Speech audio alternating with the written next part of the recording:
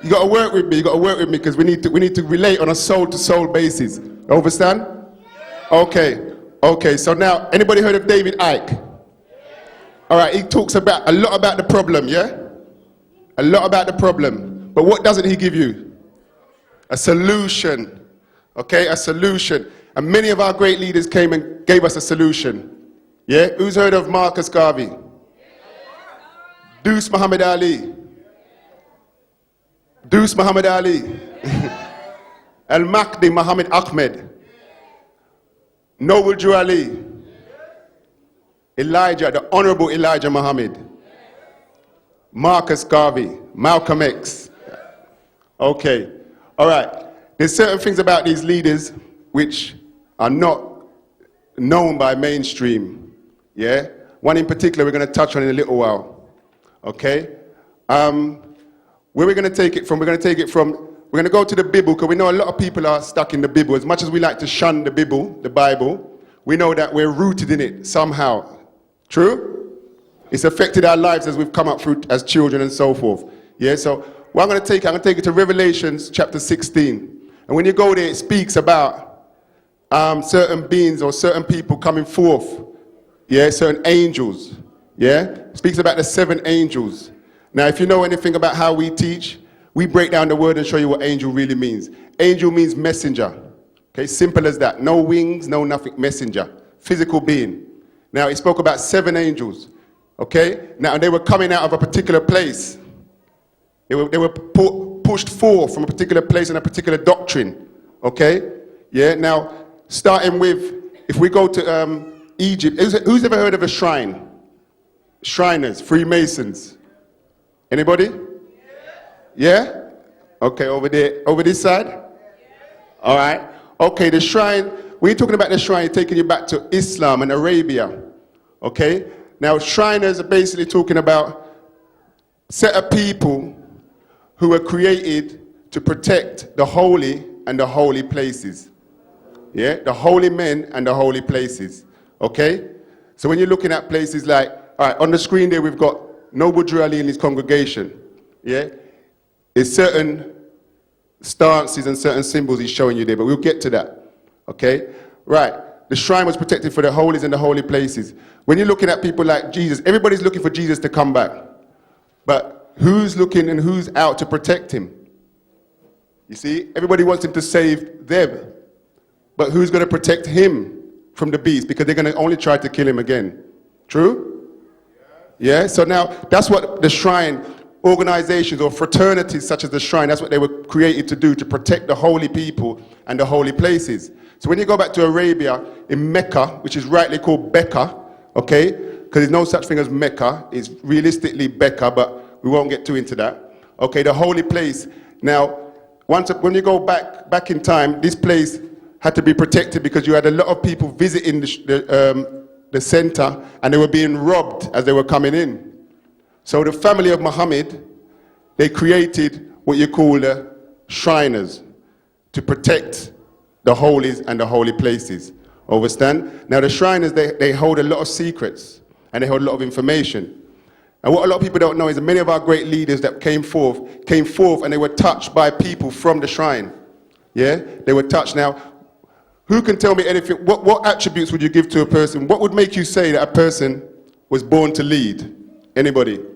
Born to lead. Why would we know if someone was born to lead? No? Nothing? If someone was born to lead, that means from the day one, yeah, they'll be working towards and sometimes not even knowing, okay? Not even knowing who they were. People like the Honorable Elijah Muhammad, he did not know that his mission would get so great. People like the Noble Drew Ali didn't know that they would go so forth. All they know that there was an inner urge within them to teach and to uplift humanity.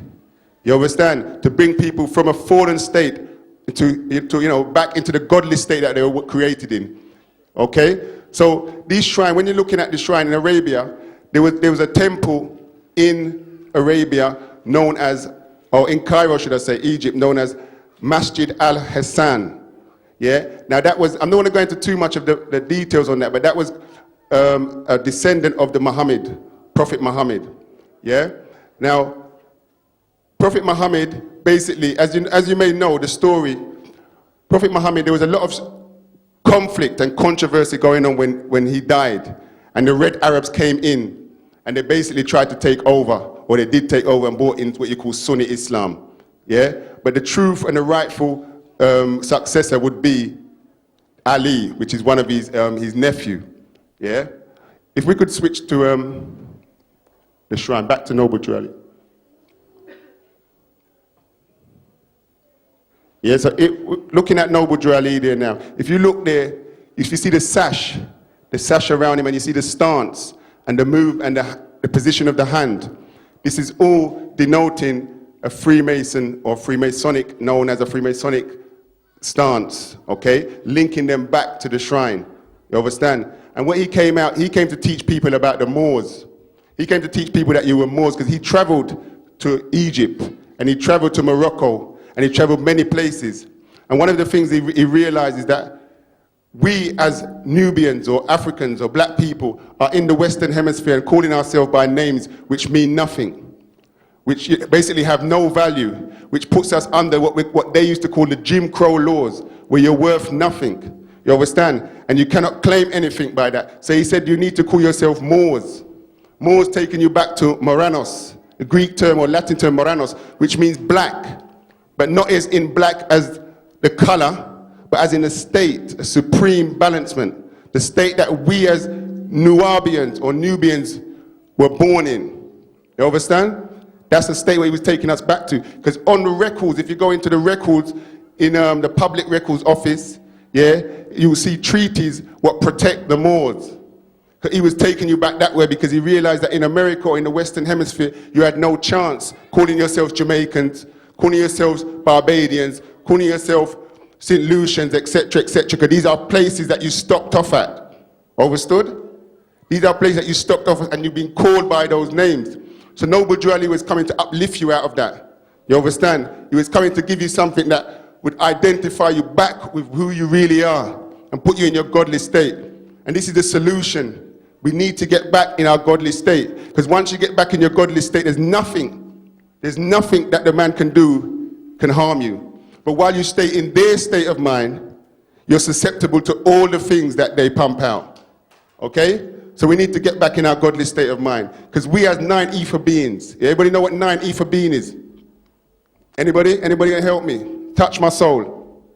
A 9 ether being. 9, the highest mathematical number in the universe. Ether is a gas. And when it personifies in a physical state, it personifies as a woolly-haired, what they call as black.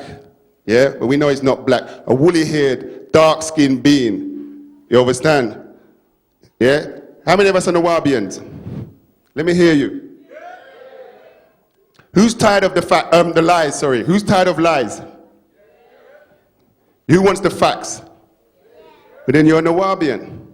That's all Nuwaubian deals with, sound right reasoning. You understand? So now, switching back to Elijah Muhammad. Let's look at Elijah Muhammad, for example. Elijah, he built $1 million organization based on what? On a 3rd grade education. Yeah? What do they mean by a 3rd grade education? It's something that's been pumped out there for years. 3rd grade education. But we as the Nuwaubian nation are here to explain it to you today. You understand? Because people was looking at it as if it was a 3rd grade education insofar as him studying in the European society or the American society. No. When you go into Freemasonry, if you look on his head, what do you see? A fez. What do you see on his neck? A bow tie. These are Freemasonic symbols. Even the word Freemason, we have to dissect that. Because the shrine, they say before you get in the shrine, what do you have to do? You have to become a Freemason. So that means what? You have to be freed. Yeah? But what happened? If we go back to what Noble Drew Ali was saying, we'd realize that we were never slaves. We were kidnapped. And as Moors, as Moranos, we had Slavics, slaves. Okay? We had Slavics in servitude. So we were never slaves. So how can we be freed to become a Freemason? No. No, that's not us. You see what I'm saying? That's the system they set up. Because they went over to Arabia. People like Mr. Flemings and Mr. What's his name? Florence went over there and they created a mockery of the shrine. You understand? And that's what you have today in the European society. But anyway, Elijah Muhammad, yes, a third grade education. When you go into what they call Freemasonry, you get entered apprentice, you get fellow craft, and you get master mason. Third grade education. You understand? That's how he built a nation from nothing. You understand? When he was born in 1897 in Georgia, Sandersville, Georgia, yeah, he was born amongst the Jim Crow system. He was born amongst oppression, segregation. He was born amongst lynching. You understand? And he saw in that he couldn't put up with that. He had to make a change. You understand? So there was an inner urge within him where he said, I have to make a change. And he grew up and he studied the Bible diligently. Key word. Diligently he studied the Bible. He studied many different writings diligently so he could come out and teach you and I. You understand? And he could take us to another level of overstanding. But at that time, in the early 1900s, he could only take the people so far. Yeah? But he gave them as much as he needed to give them for that day and time to lift them up onto the next level where one would come after him and take you on further. You understand? And we'll get to that. Yeah, so when you go back in the early 1900s, Elijah Muhammad, he studied everything he could come across. He was born Robert J. Poole. You understand? But his grandfather saw something in him that he said, well, this man, you know, is something, this child, should I say, is special. And he named him Elijah after the prophet in the Bible. Okay? Now, the prophet Elijah in the Bible, yeah, he was known as Elijah the Tishbite. Understand? And he was always popping up. You understand? He was mentioned, he was there in the beginning, and he popped up again hundreds of years later. How did he do that? He's an incarnation. It's a title. Elijah. When you're saying Elijah, you're saying Eli is my Yahuwah, or Elohim is my Yahuwah, or God is my Yahuwah, my salvation. Yeah, they play with words and trick your mind. You understand? So Elijah Muhammad was, or is that Elijah Muhammad spoken about in the book of Malachi chapter 4 verse 2, where the Bible says, I will send you, Elijah, before that great and dreadful day of the Lord. You understand? And he would turn the hearts of the fathers to the children and the hearts of the children to the fathers. So he came and he cleaned up the streets. You understand? He cleaned up the streets and he bred many great leaders, such as Malcolm X, such as Abdul Khalid Muhammad. You understand? Yeah, he bred many leaders, even Farrakhan. Yeah? So, I mean, when you look at this man, we have to, what we got to try and do is bring that spirit through us. There's no sense in reading about these leaders, you understand, and just reading about them. What are we going to do about it? It's about bringing that personality through us. The brother broke it down today. He touched about personalities coming through us. We can reincarnate them, because we are them. You understand? We can bring down the teachings and the personality and the doings of Elijah Muhammad. We can bring down the teachings of Malcolm X. You understand? But one thing we have to watch out for is dissension within the camp. Because we always get dissension within the camp. And that's what happened with Noble Drew Ali. That's what happened with Elijah Muhammad. That's what happened with Marcus Garvey. You understand? Yeah, so we've got to watch out for that because we as black people always turn on ourselves. Yeah, let's take Marcus Garvey. Born in Jamaica, St. Anne's. You understand? who's going to help me? 1887. Is that right?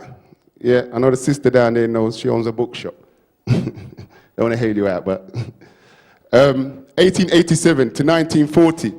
You understand? There we go. Now look at that hat he's got on his head.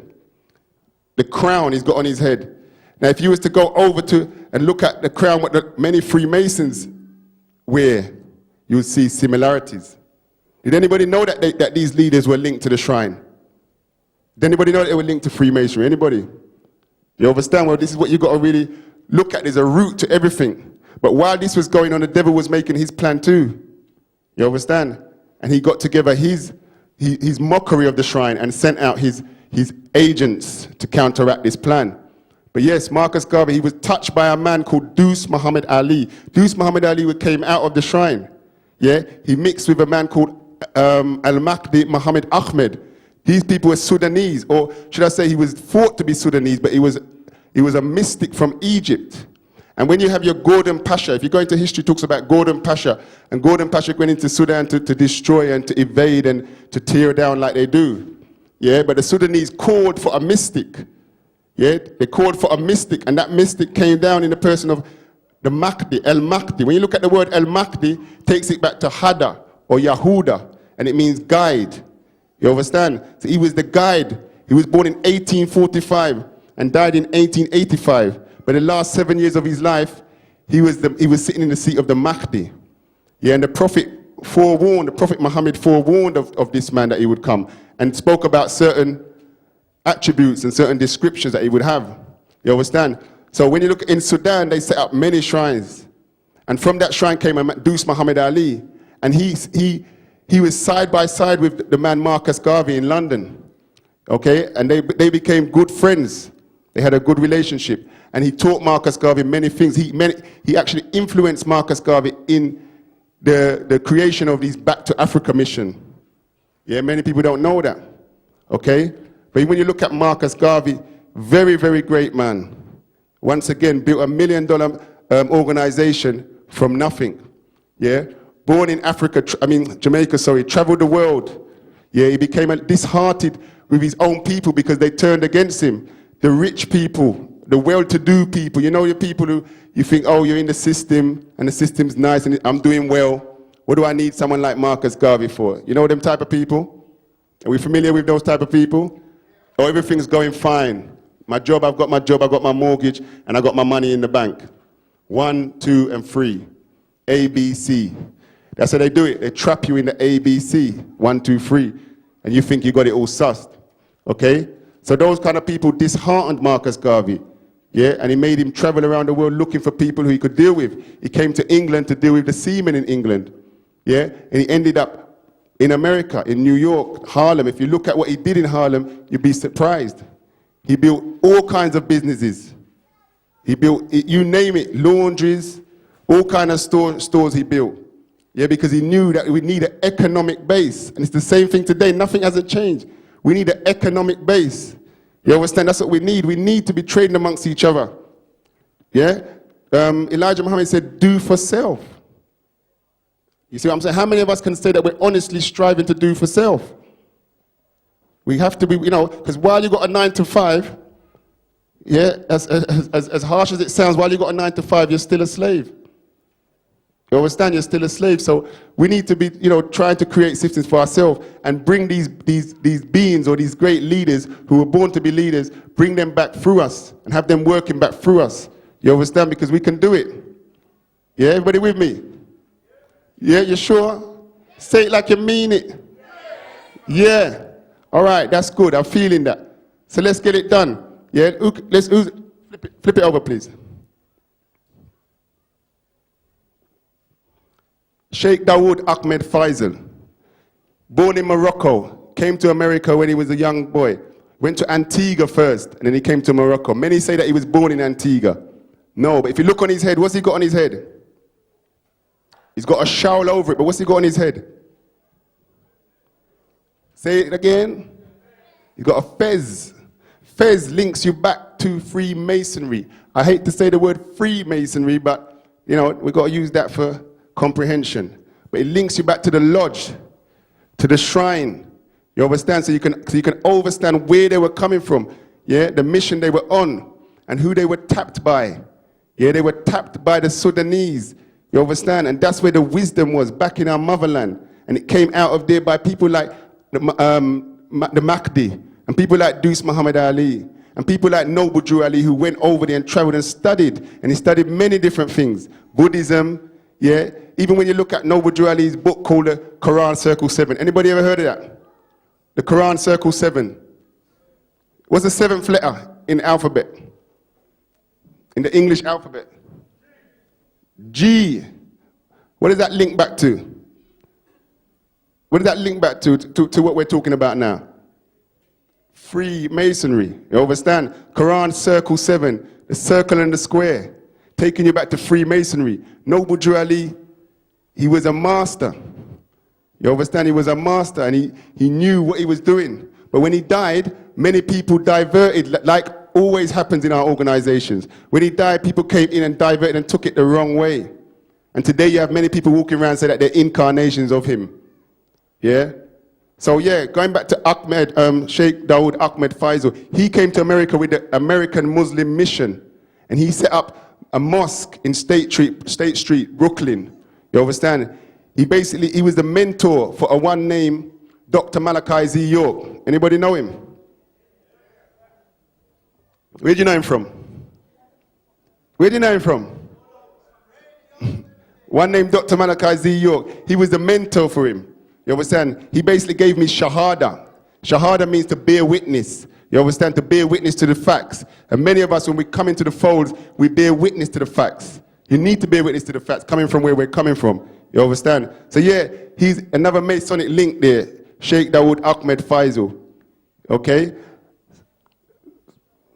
Flip him over, please. Any questions so far? Touch me, come on, please. I'm begging, touch me. Any questions? You'll believe what I'm saying, yeah? Everybody believe? Yeah? You know, anyway, we'll go there in a bit.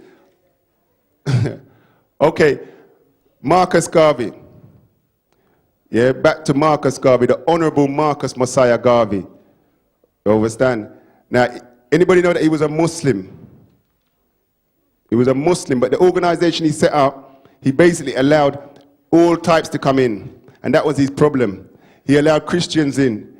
He allowed all different, any religious mindsets to come in, and that was the problem, because the mindsets were clashing.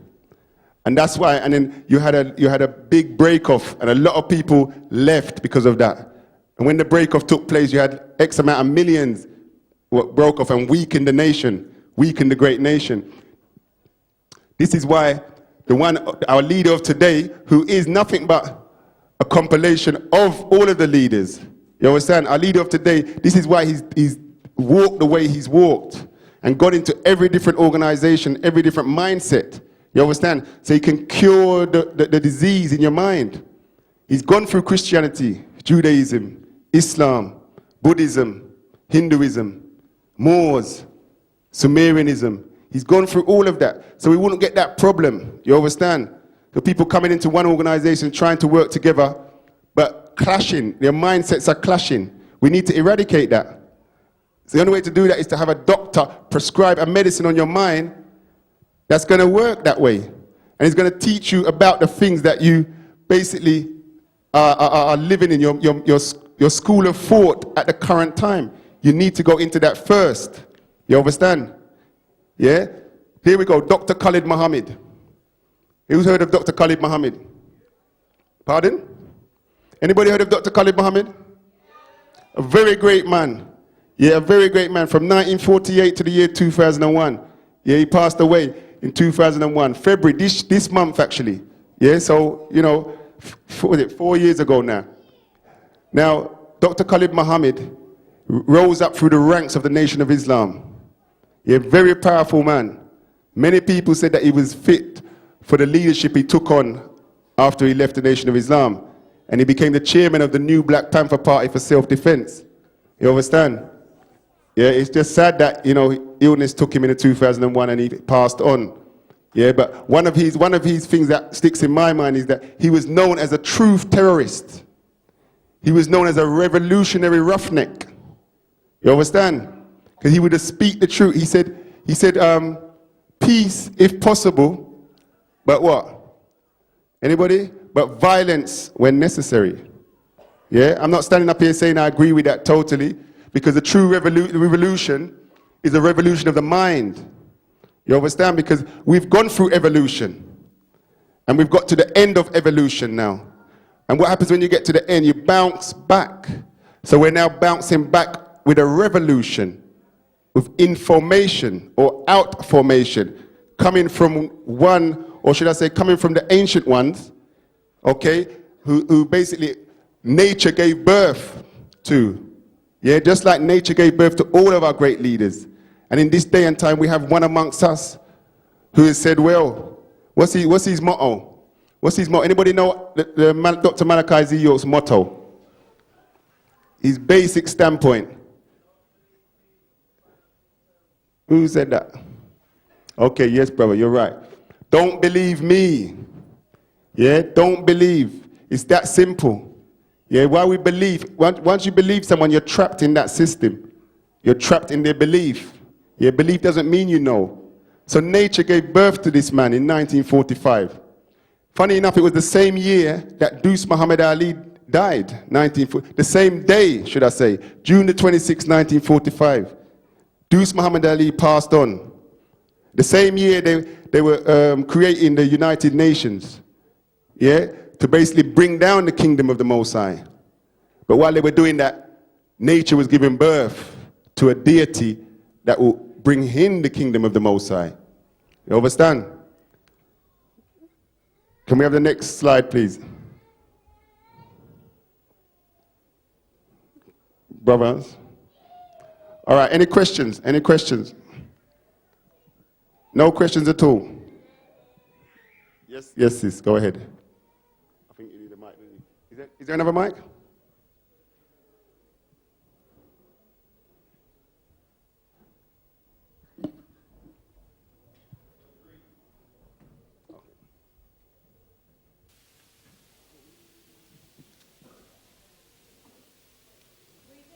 Greetings. Greetings.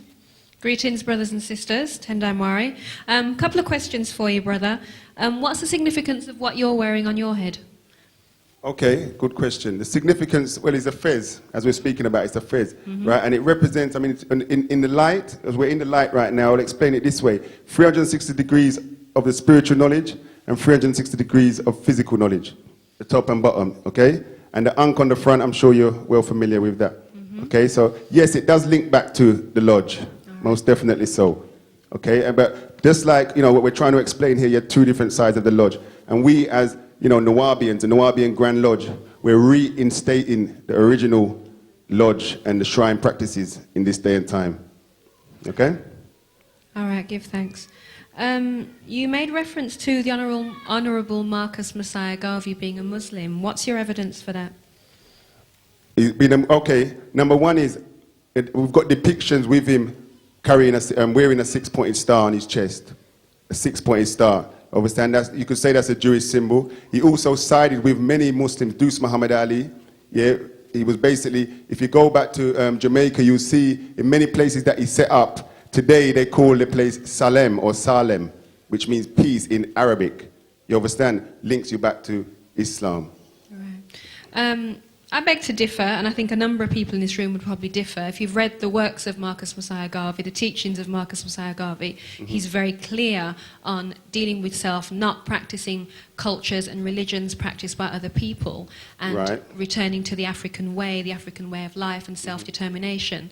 The connection to the Black Star and what buildings are being called at a point in time today, I do not see as evidence that the Honourable Marcus Messiah Garvey was practicing an Arab alien religion. No, well, that's the problem. I thought no, that's the issue. He didn't deal with an Arab, that's their stuff.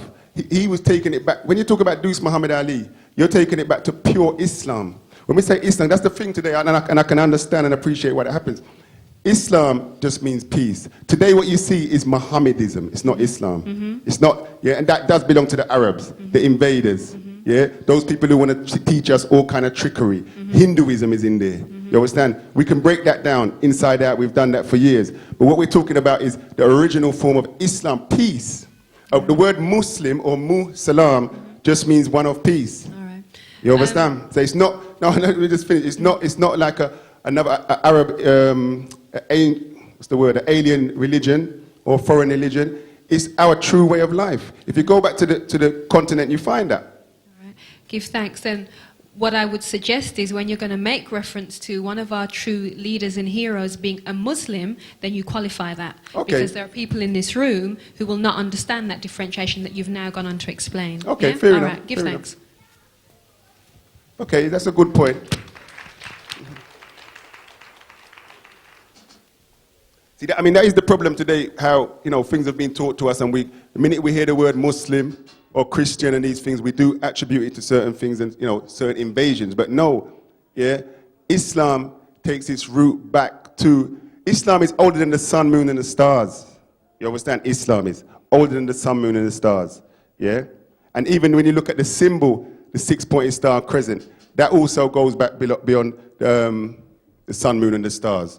Yeah? It just means peace. But yes, the invaders have come in and they've diluted it and altered it, and dressed it up and so forth, and given it back to you in the form of Mohammedism.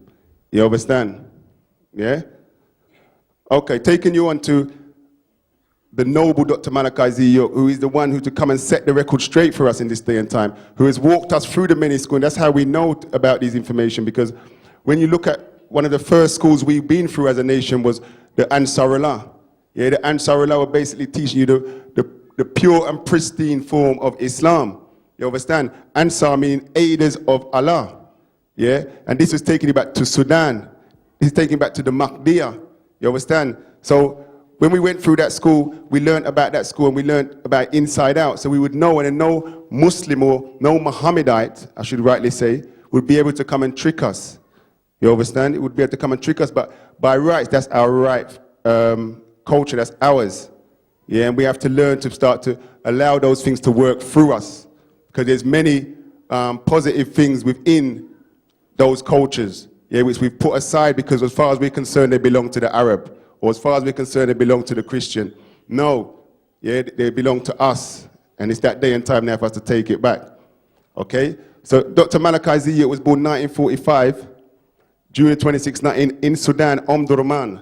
Yeah, and he was born under a very shady, when I say shady, I mean camouflage circumstances. You understand? To keep certain attention off of him. Yeah? He was born 1945 and then basically came to America, born in the East and came onto the West. Yeah, just like it says about the Son of Man, born in the East, came onto the West. And he came teaching a doctrine was profound.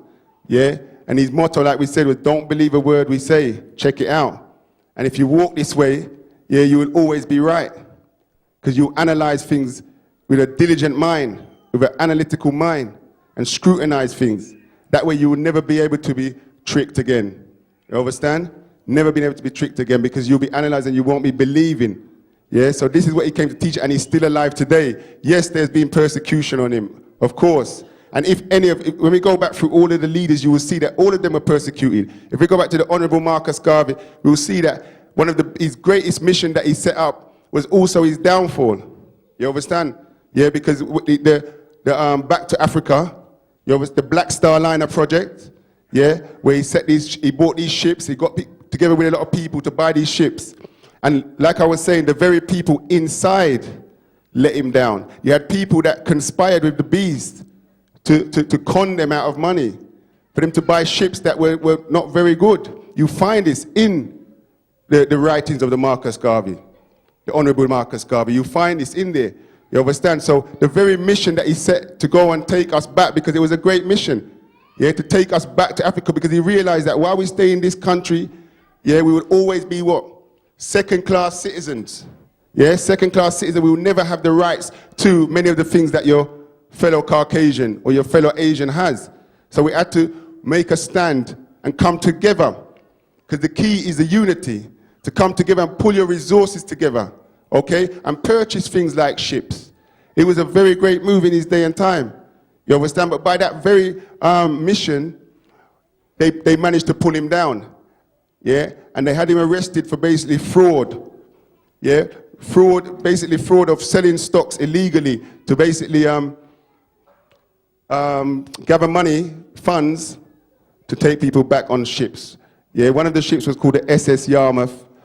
One of them was called, is it Quanawa?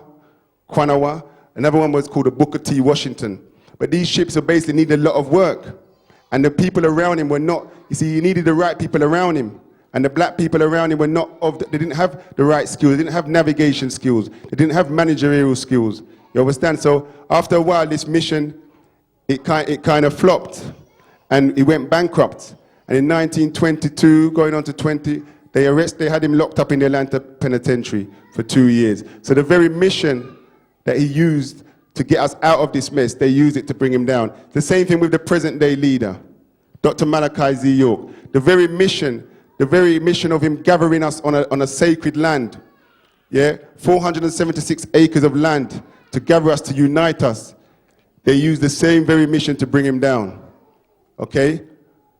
So, yeah, going back to all of the great leaders, Noble Drew Ali, he had people within his organization, the Moorish Science Temple, what came against him, yeah, and he died in 1929. Now, the key thing about a lot of these leaders is, I know many people may not feel comfortable with this, but one of the reasons why a lot of them disappeared mysteriously and they were short-lived was due to them revealing. Because one of the things they say in the shrine or the lodge is, never reveal, always conceal.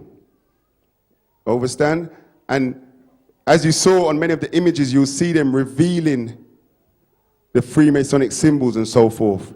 Revealing them and revealing information. When you look at the Quran Circle 7, right on the front cover, you understand? So many of these things, they were going against the very order, the very oath they had taken. Okay? And consequently, they passed on at a very young and mysteriously also. When you look at Noble Drew Ali's death, it was a very mysterious death. Yeah? I mean, he was, very mysterious. Yeah? So that's what it's linking you back to. It's linking you back to Shrindom and Freemasonry and how it's not about revealing what you learn in those organizations or fraternities. Yeah? So now, taking it back to Malachi Z. York, what did he come to teach? What did he come to teach? He came to teach a science called Nuwaubian, or a culture called Nuwaubian, sound right reasoning, facts beyond a shadow of a doubt. Yeah? Now, many people were not ready with that when he first came. So he had to basically go under the cloak of Islam, under the cloak of Christianity, and walk you through the many different schools so you built up to a level where you could deal with Nuwaubian, which is sound right reasoning. You understand? And right now in this day and time, we're teaching, or we're studying Nuwaubian in its many different forms. Yeah, and Nuwaubian teaches you to be upright. Nuwaubian teaches you to do for self. Nuwaubian teaches you to go back to a motherland. Nuwaubian teaches you that you're a Moors. Yeah? Nuwaubian teaches you about the shrine. So what I'm trying to say is that all of those different things that our ancient leaders, yeah, our past leaders, which were born to lead, all of those things that they taught, we are now getting taught within the same master teacher, Dr. Malachi Z. York. And you see the image of him up there in the shrine on our sacred land, in the shrine and regalia. Okay? Yeah, and like I said, the shrine was here to protect the holy and the holy places. You understand? So many people talk about the Messiah coming back, but when the Messiah comes, who's going to protect him? Yeah, because a child will be born. And we're not talking about spookism floating down from the sky or the clouds. We're talking about through a womb. Through the womb of a woman, a normal natural birth. The same way when you go back to your Bible or your Bible, it's the same thing. A natural birth had taken place. You understand? But who's going to protect that person when they come? Somebody has to create the God's army or the God's host to protect this being when he's born, because he will be born. You understand? And this is what we're formulating today under the Mahdi Shrine, the El Mahdi Shrine, or the Nuwaubian Grand Lodge. You understand? Any questions at the moment? Brother, can you spin it through, please?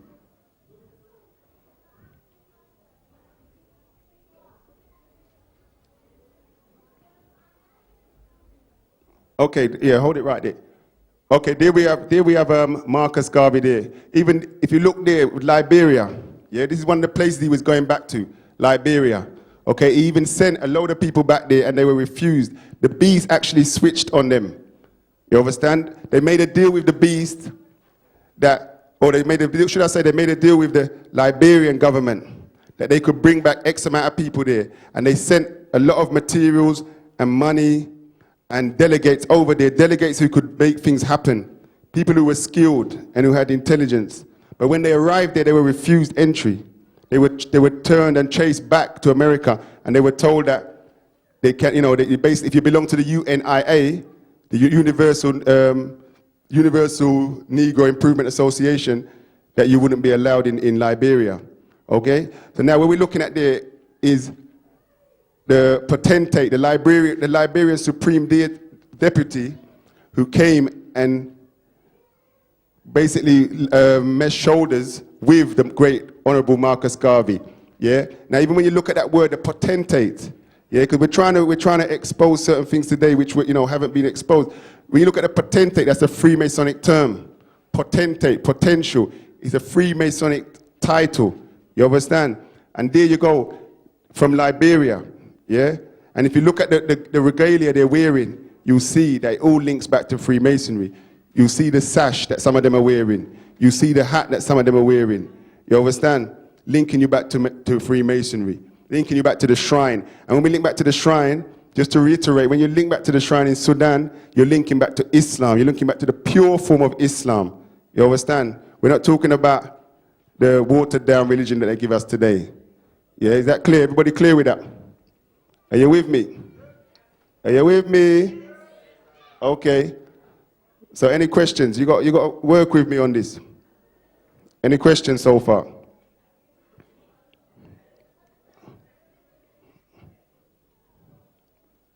Any questions on Marcus Garvey? Noble Drew Ali. Sorry, there you go. Have you got a mic?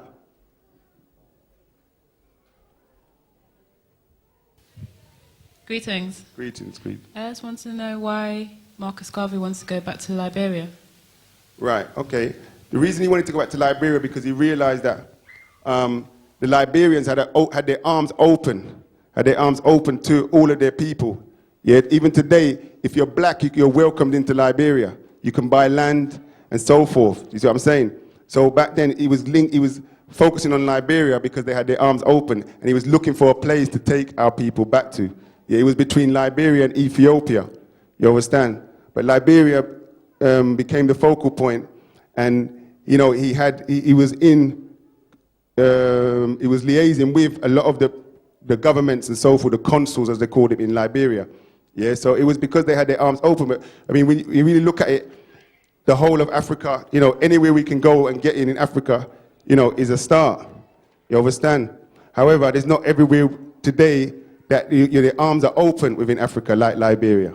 Yeah, so that's the main reason. Yeah. Anything else?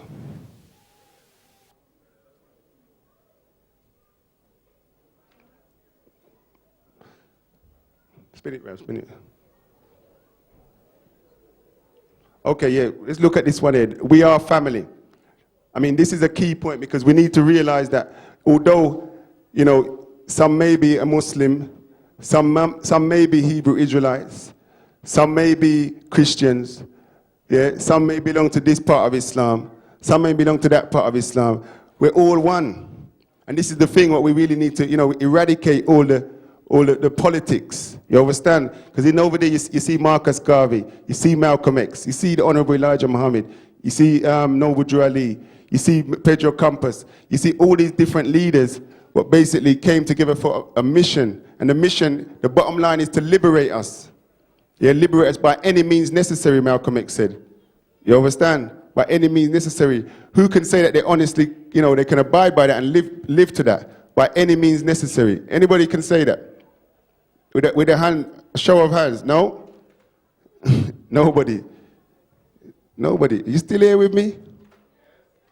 You see, because, at the end of the day, we can come to these dues and everything, and it's very good to gather like this, but we need to leave here and basically take it to another level. True? We need to take it to another level because we have it within us. Yeah, and we need to bring those ancient, those great leaders back through us. It's very important. If we run back through them, who do we have? Deuce Muhammad Ali, Al-Mahdi Al-Muhammad Ahmed. We have Noble Drew Ali, Sheikh Dawood, the Honorable Elijah Muhammad, Marcus Garvey, Messiah Garvey, Martin Luther. Yeah? To take you back to a point with the sister's question, Marcus Messiah Garvey, he was actually given his Shahada by Deuce Muhammad Ali. And that's where he was given that name as a definite Messiah, Marcus Messiah or Moses. Okay? So yeah, I mean, are we going to bring those deities back through us? Are we going to make them live through us? Hello?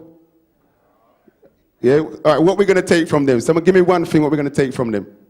Before we close. What are we going to take from the great leaders? Do for self. Buy from ourselves and sell to everybody. That would be a good start, wouldn't it?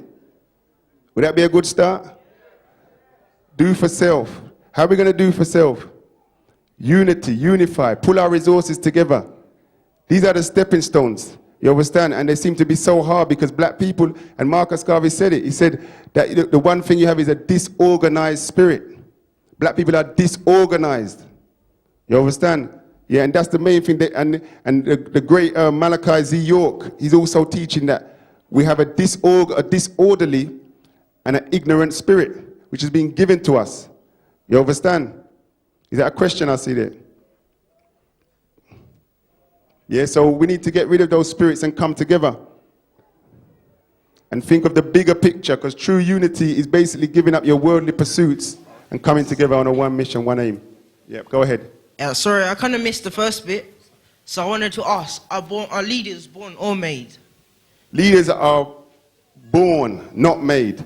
For example, many people say you can go to school and study and become a leader and so forth. No. Leaders, as we touched on in the beginning, leaders were basically people like, when you look at Martin Luther King, for example, yeah, he even says it in his autobiography that he was basically, he had an inner urge. It wasn't something he wanted to become. He didn't want to join the ministry. Yeah, when he had the choice, he turned the choice away. But it was an inner urge, and it wasn't because of doctrine. It was because of morals and ethics. You understand? Because he saw certain morals and ethics in his father and his grandfather and so forth. Because Martin Luther King, he had a line of pastors behind him. You understand? So leaders are born. It's not something you choose. You understand? It's like if you go back to the Bible, you can even see it in the Bible, because when he speak about John the Baptist, he said that he didn't know that he was Elijah. It's only later on he realized that he's Elijah. If you look at Elijah Muhammad, he didn't really know what he had to do. It's later on he realized what he was doing and what he was becoming. You understand? Yeah, but in some cases, like you've given me examples where someone has got inner urges to become a leader. But in other cases, a person will just be normal. And then later on he develops leadership skills, and due to his surroundings and motivation, like among people, and due to the situation, he then further develops that and becomes a leader. That's right. So when you say that leaders are born, and meaning that they're shaped by the environment. Yeah? You're born, but certain events around you, they have to, they shape them and make them realize that, all right, it's like this. When a child is born, what tells a child it's time to go for breast? What tells a child it's time to walk? What tells a child, or should I say crawl first and then walk? What tells a child this? There's certain explosions within the child's genetics. What's telling the child this? You understand? So the child was born to do those things, but he wasn't doing those things from start. You understand?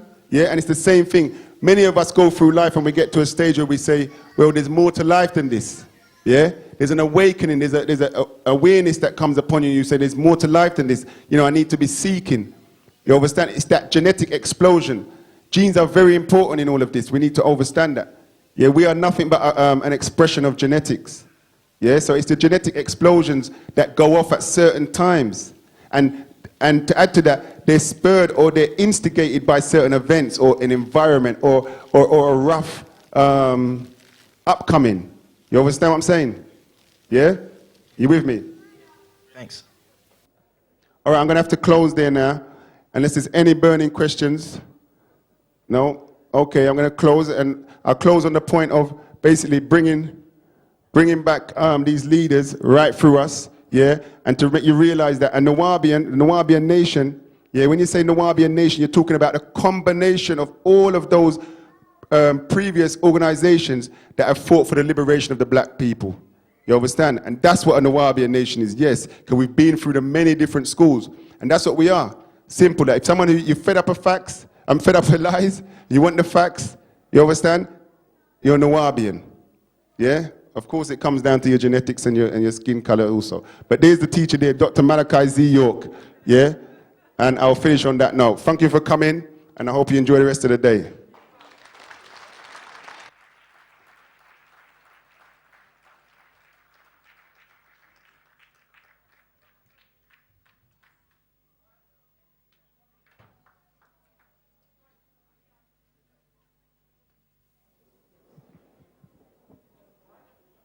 Give him a great round of applause, Hotep Wa. Did you learn a lot about your great leaders?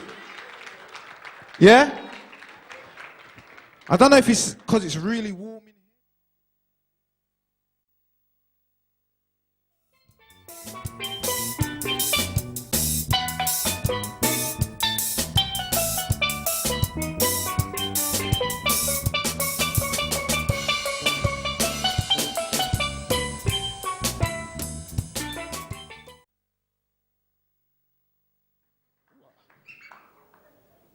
Greetings, everyone.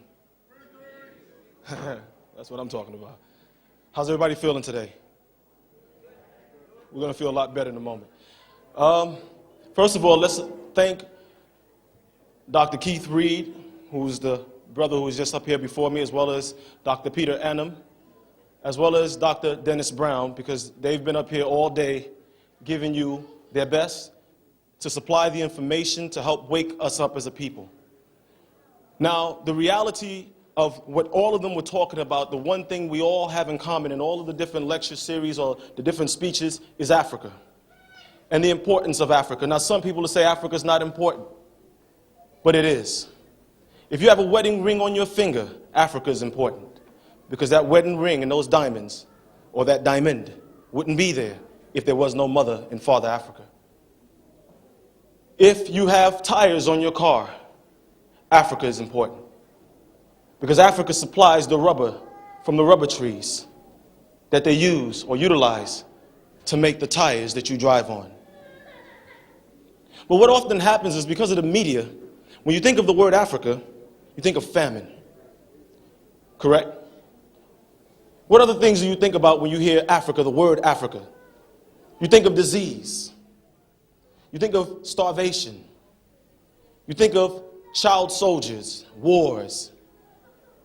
You think of all of the things that are derogatory. You think of all of the things that they consider bad things. But what about the greatness of Africa? What about the great kings and queens, rulers of ancient Africa, known then as Tamare? What about that? When do we make sure that our children, because most of us are so caught up as adults in having fun and living our lives and going to places we want to go, whether it's to the rave or the club or whatever that might be. And none of us, or very few of us, take the time to worry about or think about the future that we're laying for our children. And if that future is in fact to be found living in the West, whether that be the West as in the United Kingdom or the West as in America. Now, don't get us wrong. We're not standing here before you to say, okay, everybody, let's pack up. We're all moving to Africa. That's an illusion. It doesn't happen that way. That's not what the most honorable Elijah Muhammad, nor what the seer Marcus Moshe Garvey, nor what the great Dr. Malachi Z. York. That's not what they intended when they speak of Africa and you being an African. Whether you're Dominican, whether you're Jamaican, Trinidadian, Guyanese, whether you are Puerto Rican, whatever you call yourself, you were birthed and born in and through Africa. All of the sciences that your doctors are using today, the clothing that you're wearing, the designs, the food, the seasonings, the spices, the silks, all of that was birthed in Africa. But somewhere along the line, you and I were taught that we don't want to go to Africa. Oh, I'm not going to Africa, so everybody in Africa is starving.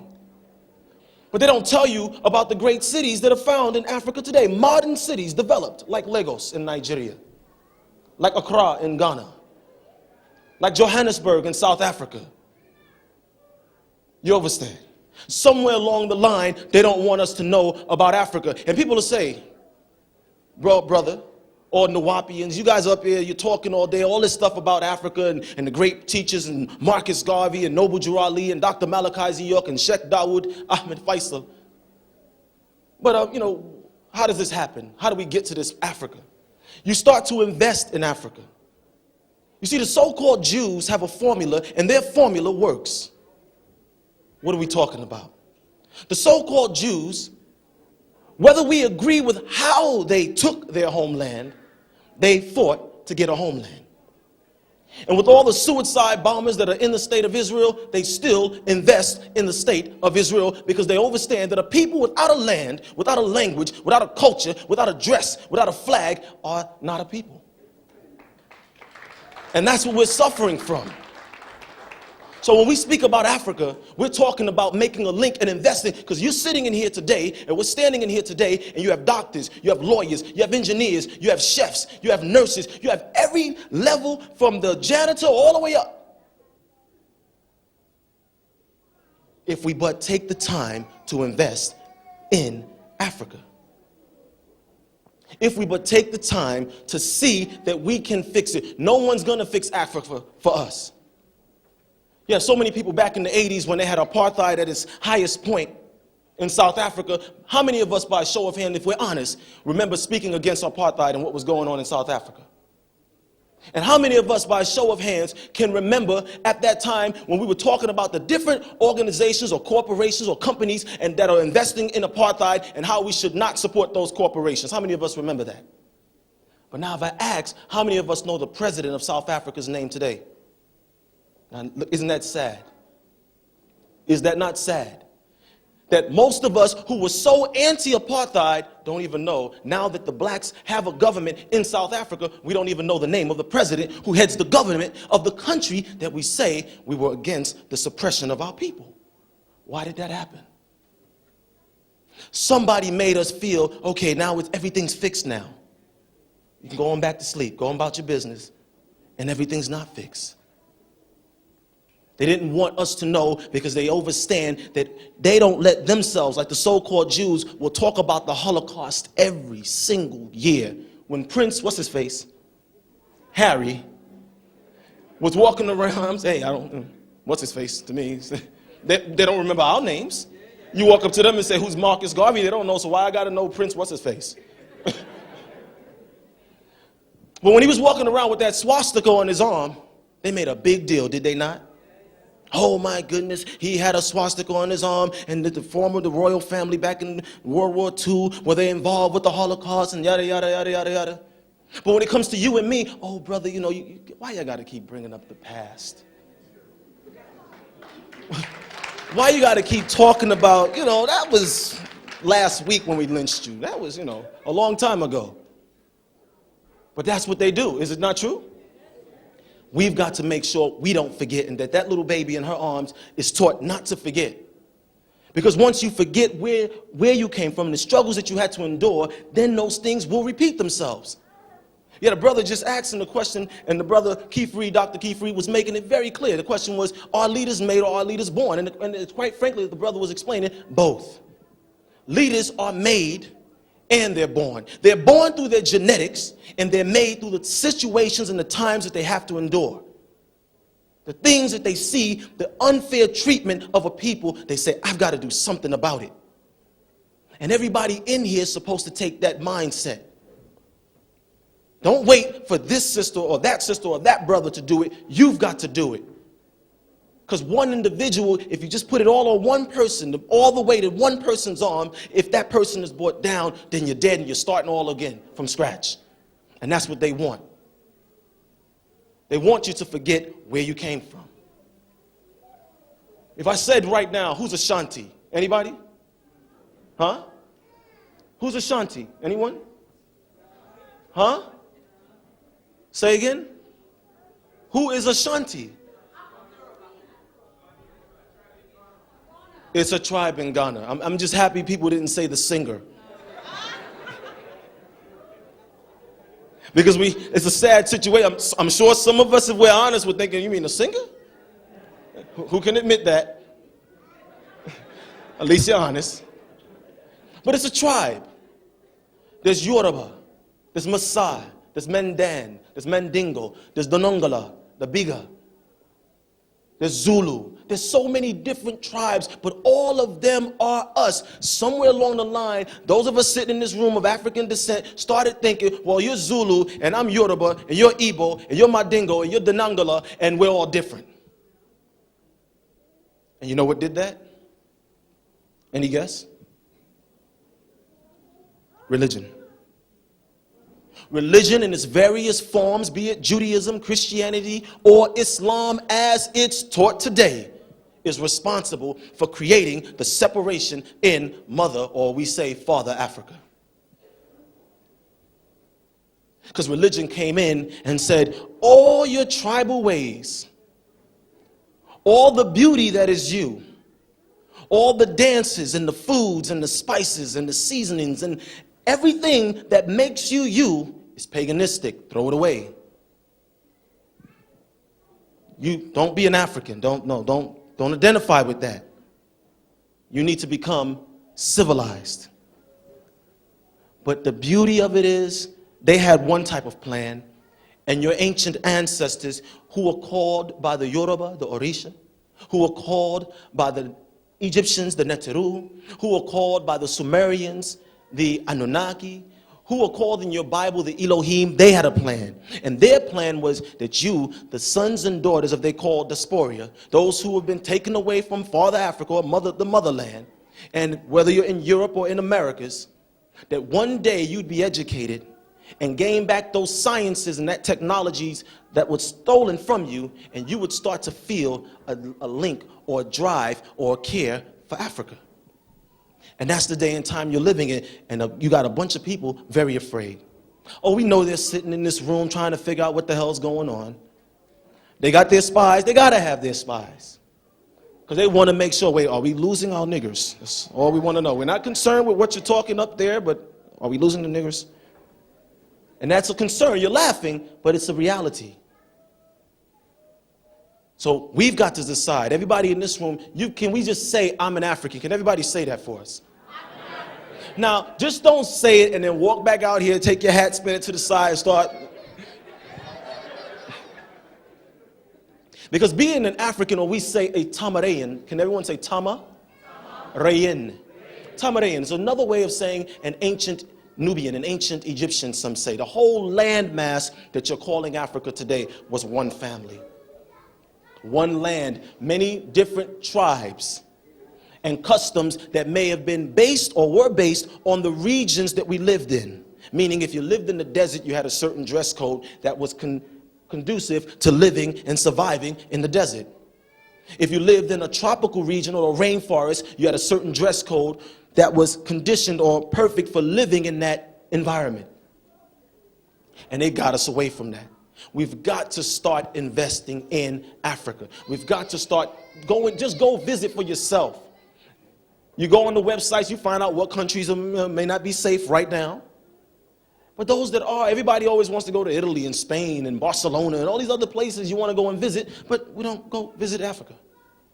But as soon as some European says something off-brand to you or out of place, look, don't be mad, I'm from Africa, you niggas stole everything we have and da-da-da-da, yada, yada, yada. Correct? But what if they were to turn around to you and say, well, you ever been to Africa? What would your response be? Most of us. Most of us. I said most now. We'd say no. And that's a problem. Religion caused the separation. It made a man who was a Maasai or a Yoruba or a woman who was Ashanti or Fendi say, I don't want to be what my forefathers were because they were pagans, and I'm going to go and join the mosque, or I'm going to go and join the church, or I'm going to go and join the synagogue, or any other things that were brought in. And when we did that, as they were giving us their religions, they were taking our resources. Think for a moment. Anybody ever look at the stock market? Why is it that on the stock market, and if you haven't, you should the next time you're watching the news, why is it that on the stock market, there's not one African nation whose currency is talked about? They'll talk about the British pound, the American dollar, the franc, the Dutch mark, the yen. But all of those currencies are backed by the gold and the platinum and the diamond and the oils and the rubber that is from the mother continent. Yet, with all over 50 nations of Africa, not one of those nations has their currency on the market. Who's responsible for that? We are. See, if you thought we was going to play the blame the white man game, no. We're responsible because we know all of this, yet what are we doing about it? They had a tsunami hit in Asia. They donated billions. And most people think it's for the poor people in Asia, and it's not. They said it's for the rebuilding of infrastructure.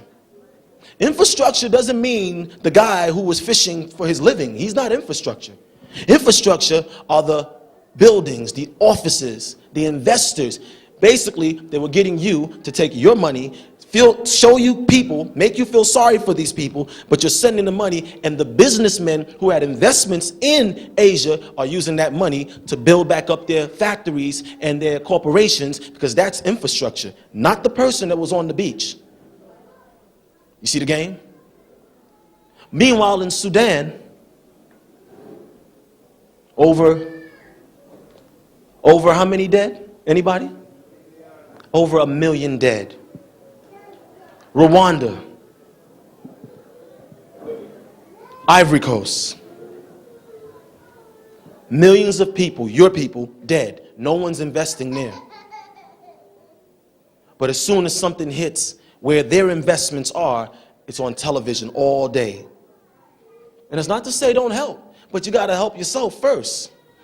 Because no one's going to help Africa if you don't. You have the technology. You have the knowledge. The basic computer skills that you have may not mean anything to people here, but when you go back to Africa and you set up your own training schools, don't go to Africa looking to become a politician. Don't go to Africa looking to take over government. Go to Africa looking to set up institutes and train people. Go to Africa looking to set up and create jobs. It's easy for me or you to take $100 or 100 pounds and send it to Africa as a donation, correct? But a person will take the money, they'll buy some food, they'll eat the food is gone, they're back to where they were. But when you start investing and going in and building simple things to you and I, bringing in simple things to you and I, then you're creating a condition by which people can change their course. They can change the course of how they're living. That's where we should be thinking. If you go on your computer, there's a program called AGOA.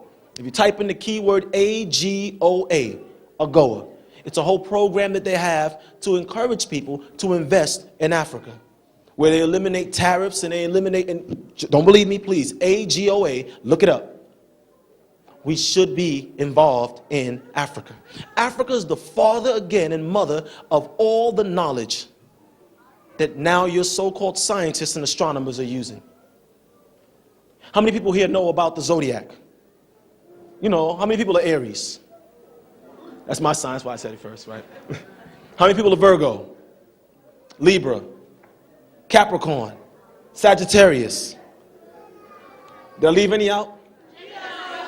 Well, I said Aries, so I think we covered them all. Now, let me tell you something interesting about that. What if we were to say to you, no, you're not? Now you said, huh? What you mean? I'm Aries. I was born, I'm Aries. No, you're not. The Greeks created that system called lunar astrology. Because Aries is a symbol of a ram, correct? But that ram is called the goat of Baphomet, of Mendes. It's a satanic symbol. Now let me ask you, how many people are Aries? I figured now everybody's like, oh, no, change my mind. What if we said to you, Capricorn, the scapegoat, another satanic symbol? Sagittarius, half man, half goat. But is there a true zodiac for you? And that zodiac's referred to as solar biology, or falls up under the science of solar biology, and it ties into your ancient ancestors. But it doesn't deal with today's your lucky day and your number is 7 and you play 7, you're going to hit the lotto. That's not what it deals with. It deals with your genetics. It deals with your DNA. It deals with your blood. Because in the blood, there is what? There is life. Your very essence is in your blood. Because in your blood is where we find your DNA and your RNA. And your DNA and RNA is that which takes you all the way back, father to son, mother to daughter, all the way back, before these beings called Europeans ever walked upright. But why didn't you know about it? Why didn't they tell you that there's a science that talked about who you are and that can control your destiny? Meaning we can tailor make what type of person you will be based off your genetics. Give you an example. Say if your grandfather was a pharmacist, a chemist, you call him here, right? It's within your DNA to be a chemist. But based off of your RNA, which is that which interprets the environment that you're in, will depict what type of chemist you will be. Meaning, if it's within your DNA to be a pharmacist or a chemist, and you grow up in the right neighborhood, in the right environment, and you attend the right schools, then in fact, you will become a pharmacist, or what you refer to as a chemist. But if you grow up in the wrong neighborhood, you'll become another type of chemist who uses the same type of scales, the same type of packaging, and a matter of fact, the same type of drugs. But that chemist is called a drug dealer. A drug dealer sits with a scale. Not that I know, right? Sits with a scale, and he sits with a razor blade, and am I doing it right? Okay, so, told on herself, good. At least somebody else is up here with me. And they cut this up, and they split it, and they weigh it, and they put in these little, what are they called? Yeah, caught on. Packages, and they sell it. Well, a chemist does the same thing. But your DNA, your blood, will depict, based on your RNA and how it interprets the environment around you, will say what you will become. Now, why is that important in solar biology? And why should that be important to you and me today? Because of the children that we have in this room with us today. We have to start focusing their genetics towards superiority. And I don't mean superiority in saying the white man's a this and the white man no. I mean, you could say it, but that ain't it. Superiority means doing superior things to all others. You see, when you look at the so-called Japanese, the Japanese were bombed in 1945 at Hiroshima and Nagasaki. Did they lay around and cry about it? Or did the Japanese get up off their butt and send their children into Europe and into Americas and learn technology and went back and developed Japan? Now they dictate to the world because they're the ones making everything you're wearing, the Orientals. Every computer chip and everything else, that's where it's coming from. In solar biology, we focus on your DNA, on your genetics, on your genes to find out who you are, and what you're supposed to be. We always stand up and say, well, we're great kings and great queens of Africa. But to be great kings and great queens of Africa, we have to start doing kingly things again.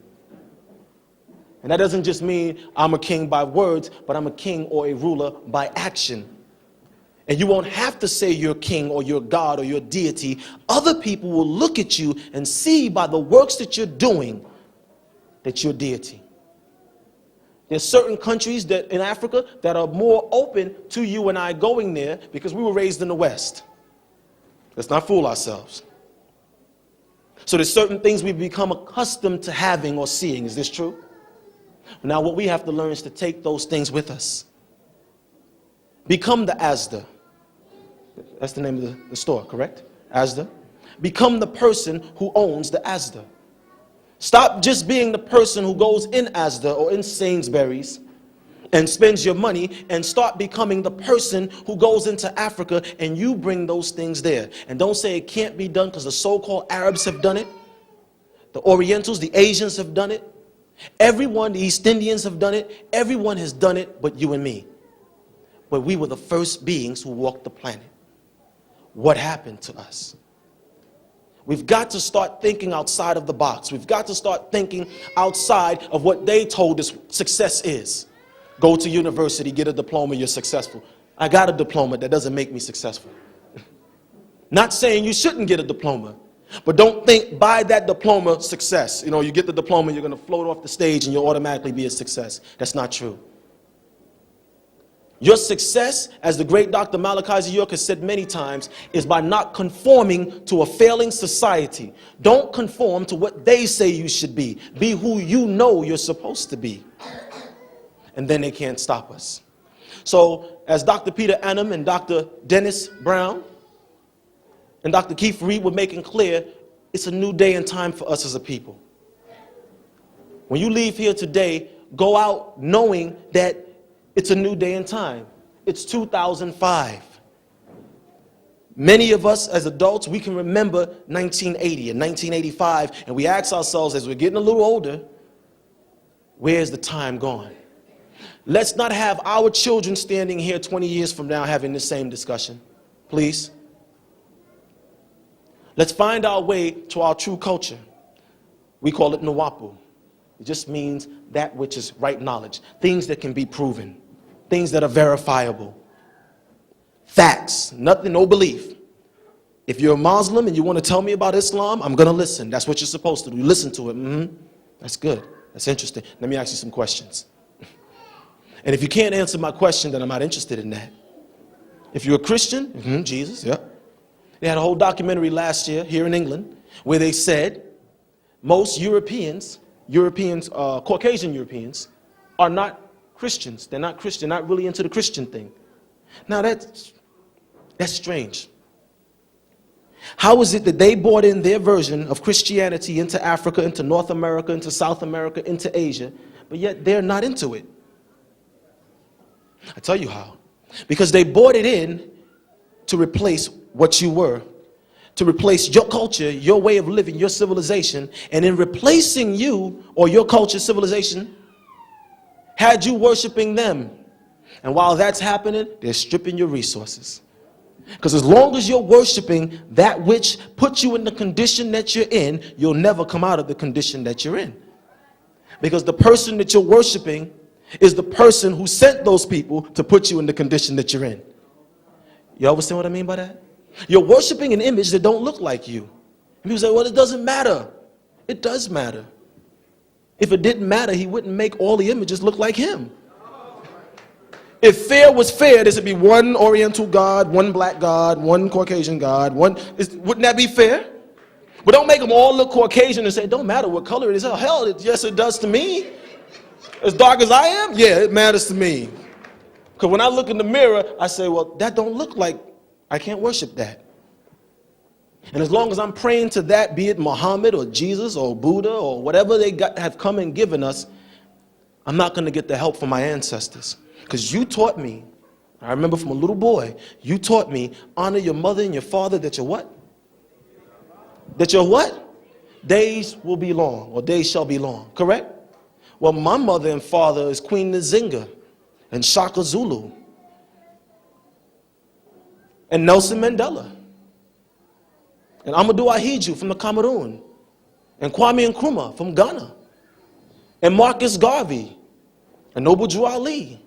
That's my mother and father because those are my forefathers. So if I'm going to honor them, then I have to acknowledge them. But see, somewhere along the line, they did the flip-flop on us.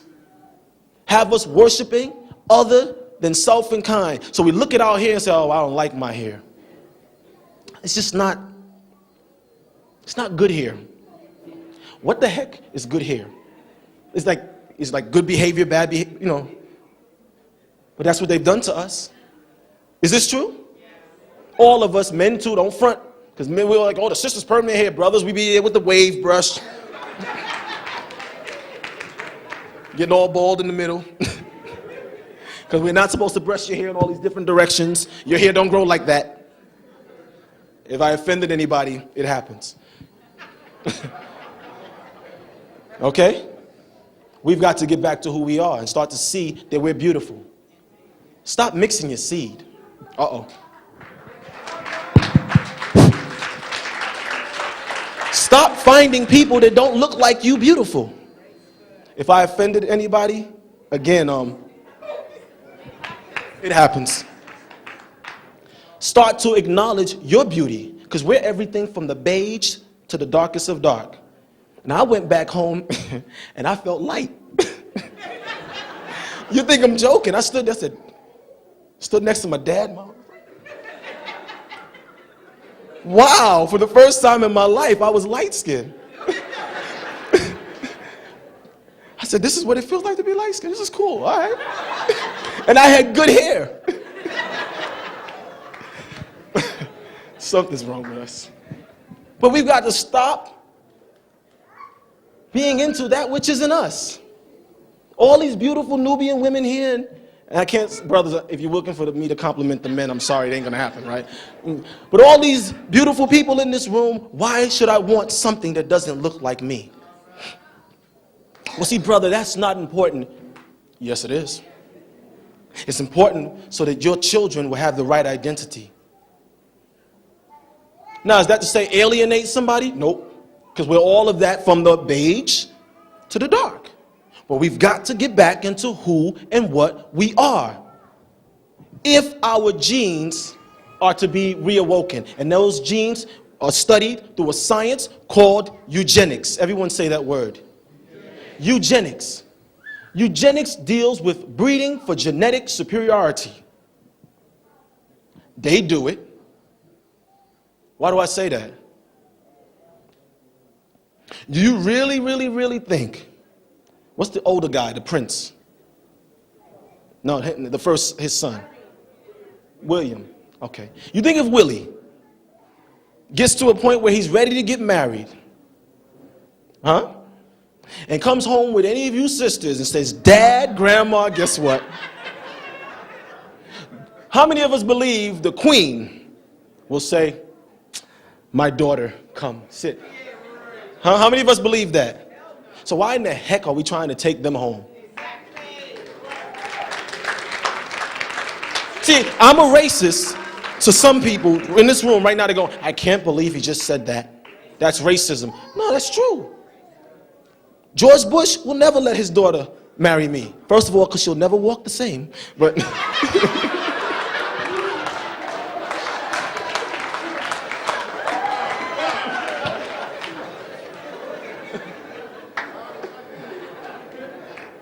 sorry about that. But she won't. But he would never let his daughter marry any of you brothers in here. Why not? Because you're not from the same blood as him. They keep their bloodline pure. That's the way they keep it. Now, let's not also fool ourselves. All of us in this room got a little mixing here and there somewhere along the line, if we're honest, right? Come on now. You was clapping a minute ago, now everybody quiet. Don't we all in this room, somewhere along the line, if you shake us real hard, somebody will fall out that don't look like us, right? All right. But now we got to start breeding back. That's what it means. It doesn't mean you feel bad. Doesn't mean you alienate. It means you recognize where the mistakes were made. You recognize where we went wrong, and we start to steer our way back. So that means if my daughter comes home with someone that don't look like us, we're going to go hunting. And I'm going to ask her to wear that deer suit and go stand over there near the deer, because you're messing up my genetics. We've got to start remembering who we are. I know we're joking, we laugh, and to break the mood, but we've got to remember who we are and what our purpose is supposed to be, because everybody else on the planet knows who you are except you. You know how come they know who you are? Because right now as we're speaking, they're in Timbuktu in Mali going, yes, these are the great, these were the Negro gods that the 14th century. When they built this structure here, you see them on Discovery Channel and BBC. They're all over in Egypt, Tamaré, all up and down the Aswan, the Nile. And then, oh, this was the great god Ramesses. And Ramessides, well, we don't know what race he was. Hello, look at the picture. He looks, nigger, yeah. But they don't want us to know that. Now we are all of those things, yet we gave them up. If you're a religious person, let's talk to you for a minute. If you're Christian, the safest place in your Bible, when Jesus Christ, when his life was in danger as a little baby boy, God talked to them angels and said, Herod is going to kill my son. I need a place to send him. If you believe in the Bible, I'm using the Bible. And God spun the globe, because he got the whole world in his hands. So he spun the globe. And of all places he could pick to send his son, he sent him to Africa. Egypt. He said, take him, go over there, stay there till we tell you to come out. Why Egypt? Why Africa?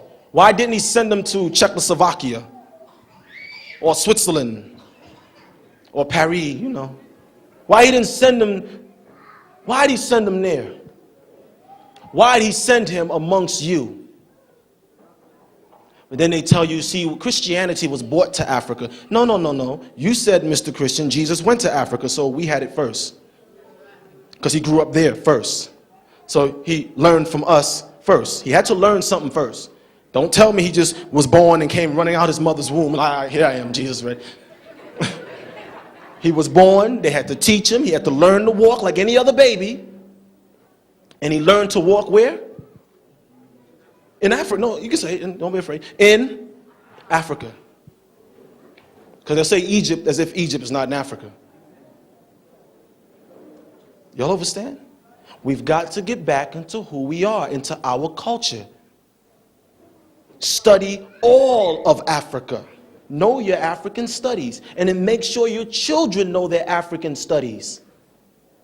Encourage them to become the next line. These two little girls here should be the next line of scientists. To crack the genome, to find out the cure. Don't believe us? Go online, type in scientists, black scientists at NASA, and your mouth will drop. All that stuff going to Venus and Titan and Europa, that's you. The person who designed the Mars rover, darkest night. Why are they not telling us this? Oh, they have a white astronaut, He sits in the chair, blasts off, comes back with a rock. Ooh, great astronaut. But the person designing the ship that he's getting in, that's you. But they keep that a secret. Type on your computer, blacks working at NASA, and you'll see website come up. You'll be sitting there like, I can't believe this. Why didn't they tell us? Because they don't want these two little girls, or that little baby girl, or that little baby boy to become the next scientist. They've got to suppress that mind. And we can't blame them. It's our fault. I can't expect anyone to raise my children. They're my children. It's up to me to ensure that they have a future and to make sure that future is a future that's based on that which is best for the survival of our people. I'm not talking about just being speaking. No, that's one level. Some will be writers. We have to teach our children to become writers as well. Why? Because the writers are the authors, and the authors depict what's true and what's false. See, Webster says it, or the Oxford Dictionary says it, so it's true. Who the heck is Oxford? And what made his definition the right one? Because his definition says white is unblemished and pure and holy, and black is gloomy and dark and I disagree. White is pale and pasty and dead and decrepit, and black is beautiful and noble and strong, and that's what we got to do.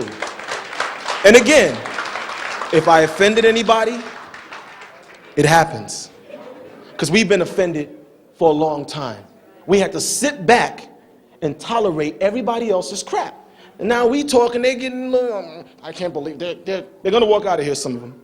And not that we care, right? They're going to walk out of here and say, I can't believe they were saying some of the things they were saying. I mean, they're making it seem like everybody's bad. And we just don't understand it. And again, we don't care. Why don't we care? Because you didn't care about us. You taught me Mary had a little lamb whose fleece was white as snow. Fleece, skin, Mary, mother of Jesus. So that's real, that was real nice. And I was as dark as can be, saying that Mary had a little lamb whose fleece. No, we're not doing that no more. I will not teach that to my sons and daughters, and you shouldn't teach that to your sons and daughters either. Now, if you want to sing this song, Mary had a little lamb. That nigga was black as night. If we're going to teach it like that, I'm with you. We're going to bring back in pride as to who we are. But not just stopping there, we're going to invest in Africa. I'm not from here, I live in America. My brother, Muntutar, he's back here somewhere. I can't see the lights in my eye. But he's here, and other brothers, Jesse and Peter and Alec, and et cetera, and sisters. There's so many, I can't remember everybody's name. Get with them to find out what we're working on doing and how we're working on making the link. I can't say where right here because them, and I don't mean them the white man, so don't do that to yourself. Them, the black person that's sitting in here sent by the white man, is going like this right now.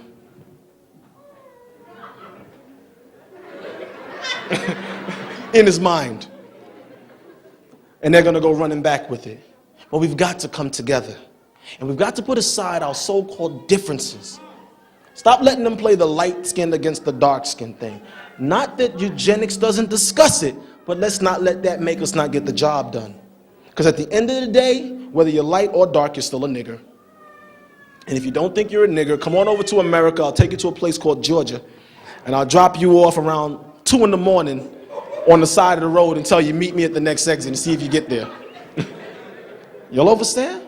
Are there any questions on anything that you heard about today or any things that you're interested in knowing about or knowing more about?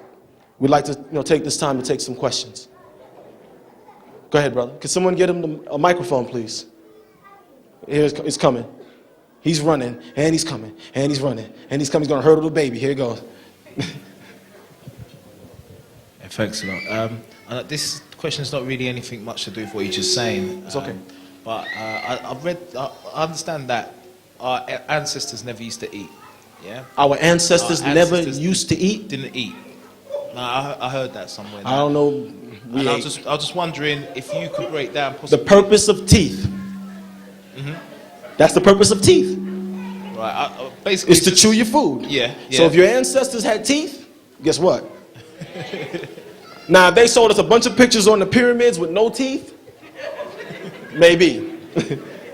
So I'm saying that people will say things, but you have to sometimes put a person on the spot and say, our ancestors never ate. Or our ancestors never ate so much. There's a difference.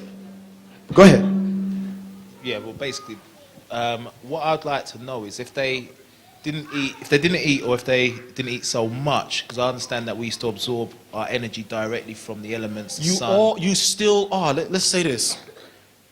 First of all, your physical body, your physical anatomy, the human body, functions off of 3 systems: intake, assimilate, and dissipate. What does that mean? Intake means there's a period of time during the day where you're taking foods into your body. Assimilate means there's a period of time during the day where your body is breaking down these foods and gathering the various nutrients that are needed for your survival. Dissipate simply meaning when you get rid of it through feces or urination. That's how the physical body works. And that system means, or simply teaches us, as the great Dr. Malachi York has taught us for many years, you should not eat before 11 a.m. in the morning unless it's water fruit or salads, meaning unless you're having apple, pear, not oranges, very acidic, grapes, almonds, lettuce, not lettuce with the ham and the turkey, and that's not a salad, but just some lettuce, light, something light, because your body has been sleeping all night. Right? You've been resting.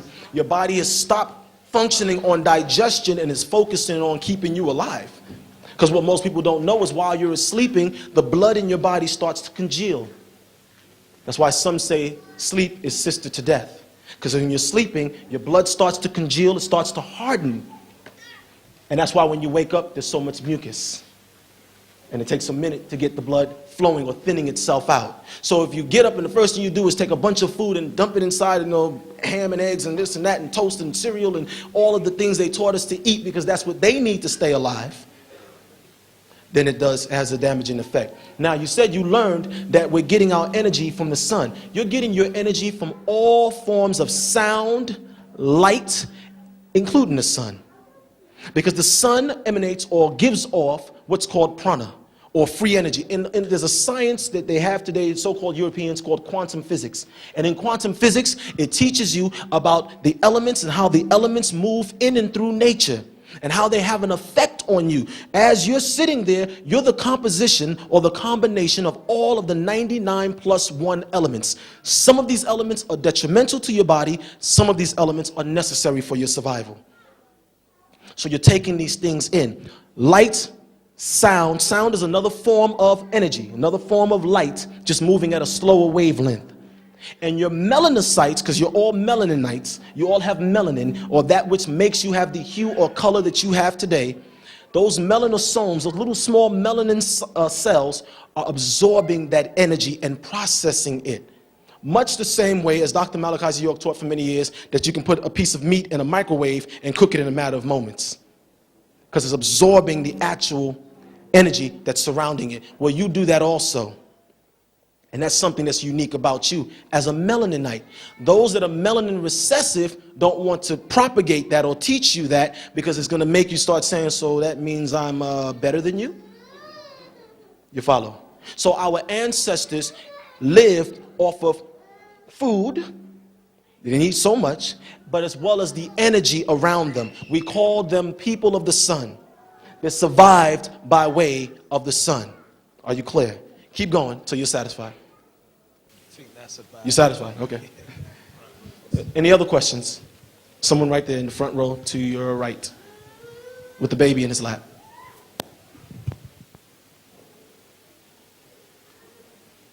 All right. Greetings, brother. Greetings. Yeah, I'm in an organization, and there's other people here I know who are in organizations. Just wondered how we can get contacts with you and maybe work with you in the future. Okay, well, like I said, my brother Muntu Ta is running around somewhere here, as well as Jesse. I can't see because the light's in my eye. But if you ask for either Muntu Ta or Jesse or Elik, and you get with these brothers and Peter, they'll be able to tell you what we're doing and what we're working on.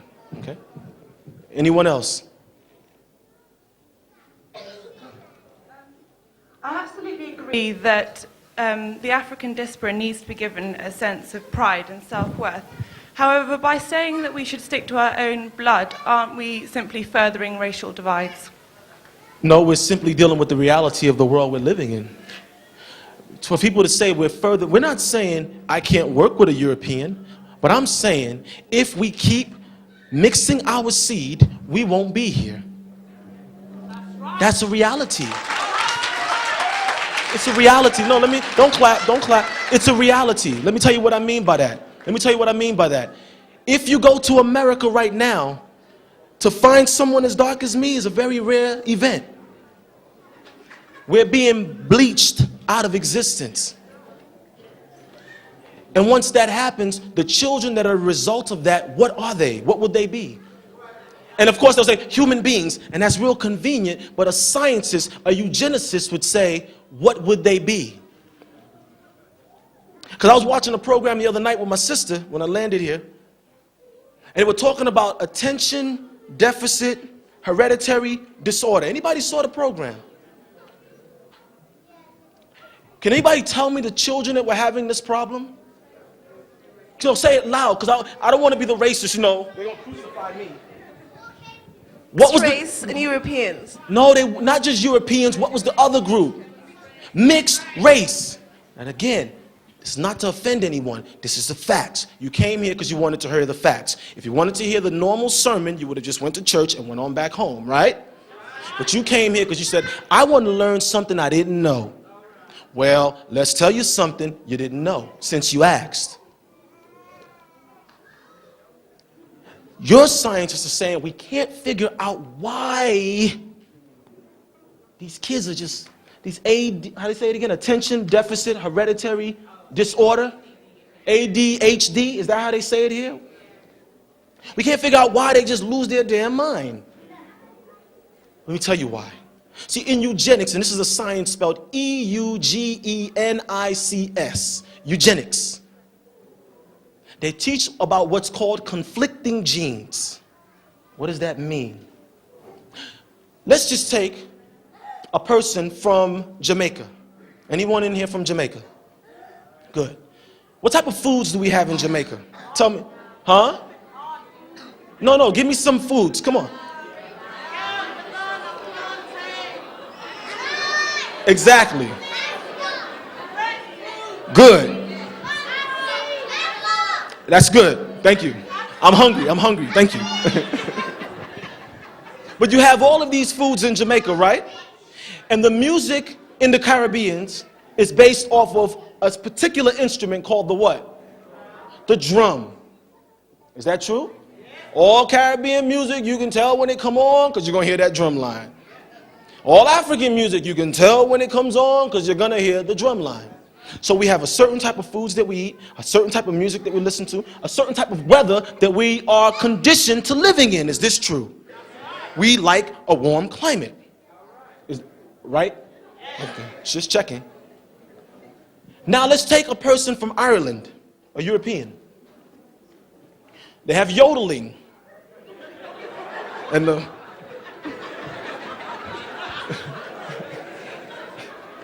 no rhythm.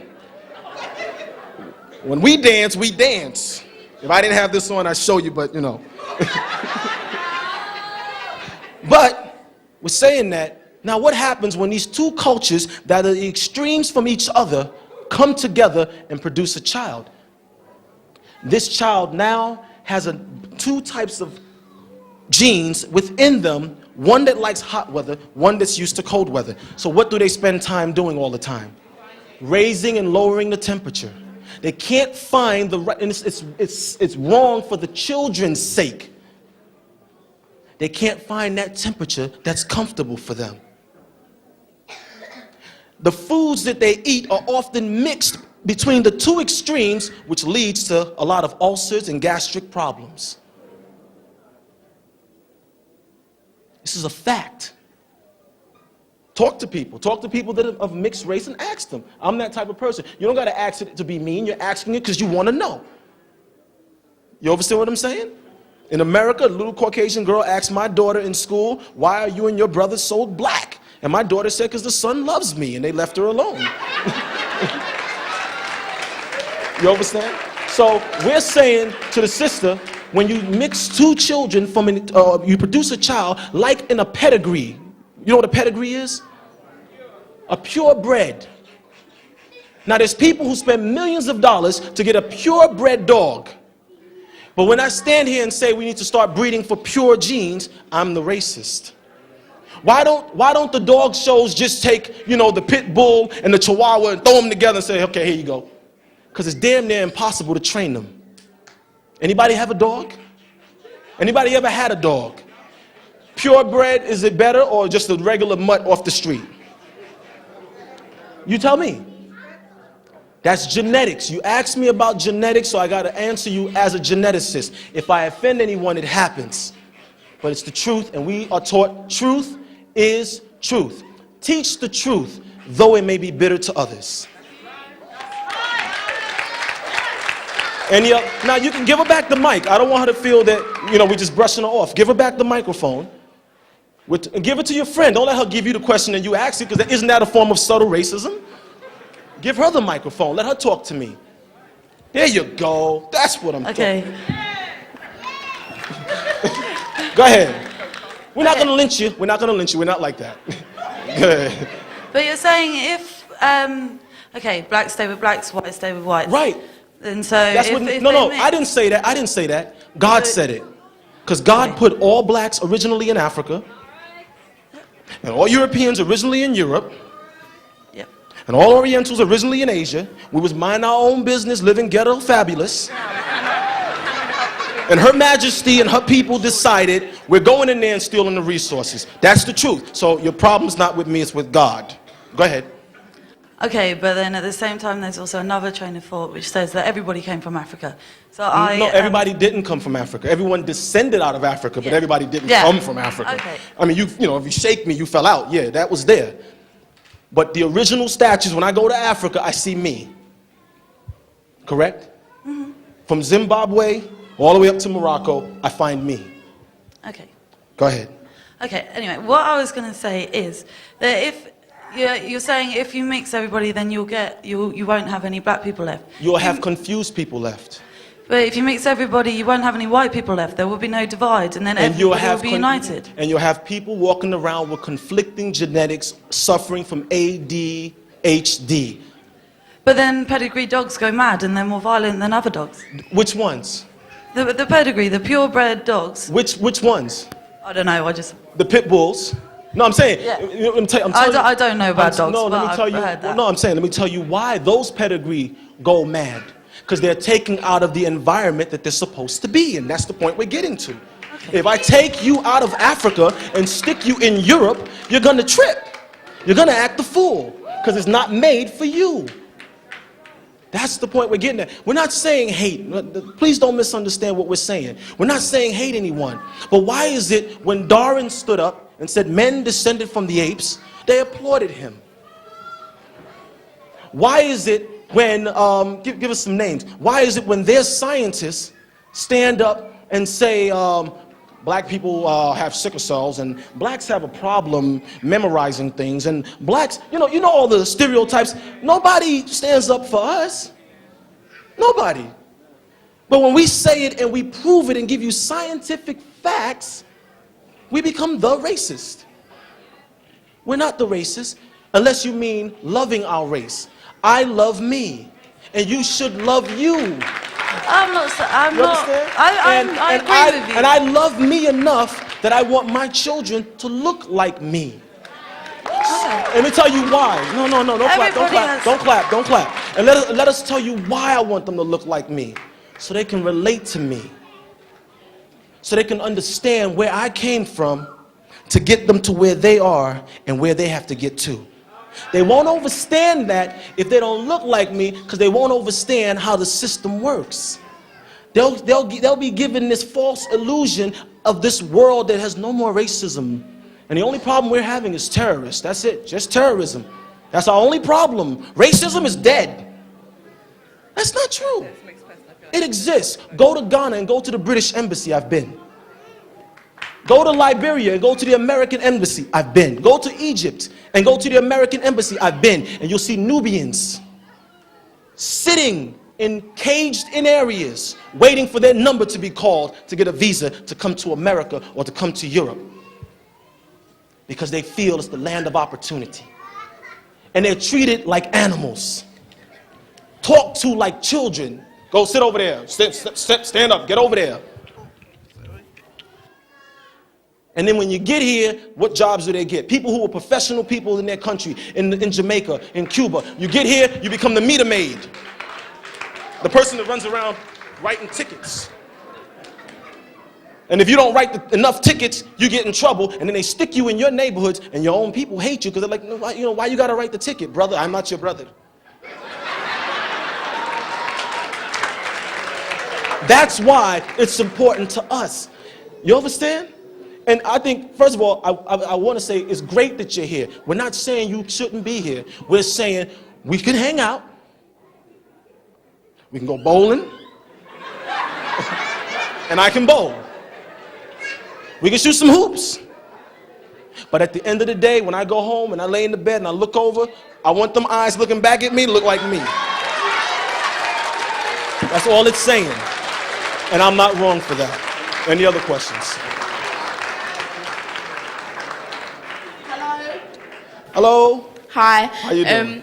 I'm going back to the food thing again. I saw a documentary on Egypt last year, and they said basically that the Egyptians, they ate meat, but I've read somewhere else that they never used to eat meat. They were vegetarians. The Is that true? original, okay, when you say Egypt, what happens is the word Egypt. There's dynastic Egypt, and there's pre-dynastic Egypt. Pre-dynastic Egypt was Egypt before we were invaded by people from Asia and Europe. At that time, you were the little people called Pathites or Pygmies. And you lived off of the vegetation in your environment. In time, we were invaded and we were mixed in with people, the very thing we're discussing, and we took on their diet. How many of us like French fries? Come on, be honest, don't lie, come on. I know, you're going to leave here and go buy some. So how many of us like potatoes? But it's a scientific fact that Nubians are only 25% starch tolerant and Caucasians are 85% starch tolerant. What does that mean? Our ability to break down starches is not as great as theirs. They can eat meat and potatoes every day and survive like that. We can't do that. We can't go to the bathroom. Constipated. This is a fact. Don't believe us? What? Check it out. So, pre-dynastic Egypt, or Tamare, did not eat meat. The dynasties came in, the mixing in took place with the Turks and the Asians and the Orientals and the Europeans, and we took on their diet and ways of eating, and that's where we are today, and that's why most of us are so sick. I'm not going to stand here and tell you to become a vegetarian because I won't be joining you. We're saying you must learn to eat that which is best for you. You got to do your homework and find out what foods are healthiest for your mental, physical, spiritual, and emotional development. Don't go running off and become a strict vegetarian, and don't be sitting around eating a whole bunch of red meat either. Find yourself in the middle and find what's best. I wouldn't eat beef nowadays because they keep talking about all the beef scares. So that has nothing to do with what you should or shouldn't eat. That's just common sense. Beef is killing people. Check that off my list until they fix it. Y'all understand? Are you clear, sister? Are you? Okay, thank you. You're welcome. Hi, I just wanted to take up issue with your facts about starch. Starch. And black people's staple diets.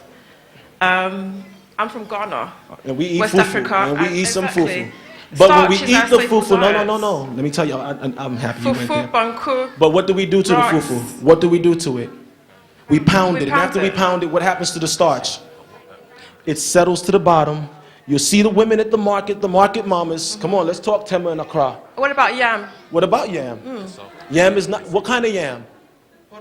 No, I'm talking to her. I want her to talk. Oh, Everybody. yam, puna yam, Yeah, what about it? cocoa yam. Is it the same starch as the potatoes? Nope, it's not. Right. Let me tell you why. You attacking me, I'm your brother. It's all right, come on. I'm okay, I'm just playing. Let me tell you why. Let me tell you the difference. When you take the skin of a potato, what is it high in? What chemical? What poison? Arsenic. Arsenic, rat poisoning, comes from the skin of the white potato. Did you know that? How many of us knew that? Don't believe us on it. Go and find out arsenic and where it's made from. It comes from the skin of the white potato. It doesn't come from our yam. Your foods was grown at home, under the sun, nurtured by the earth and the rain. Not some stuff that the Irish had a whole war over, the Fighting Irish.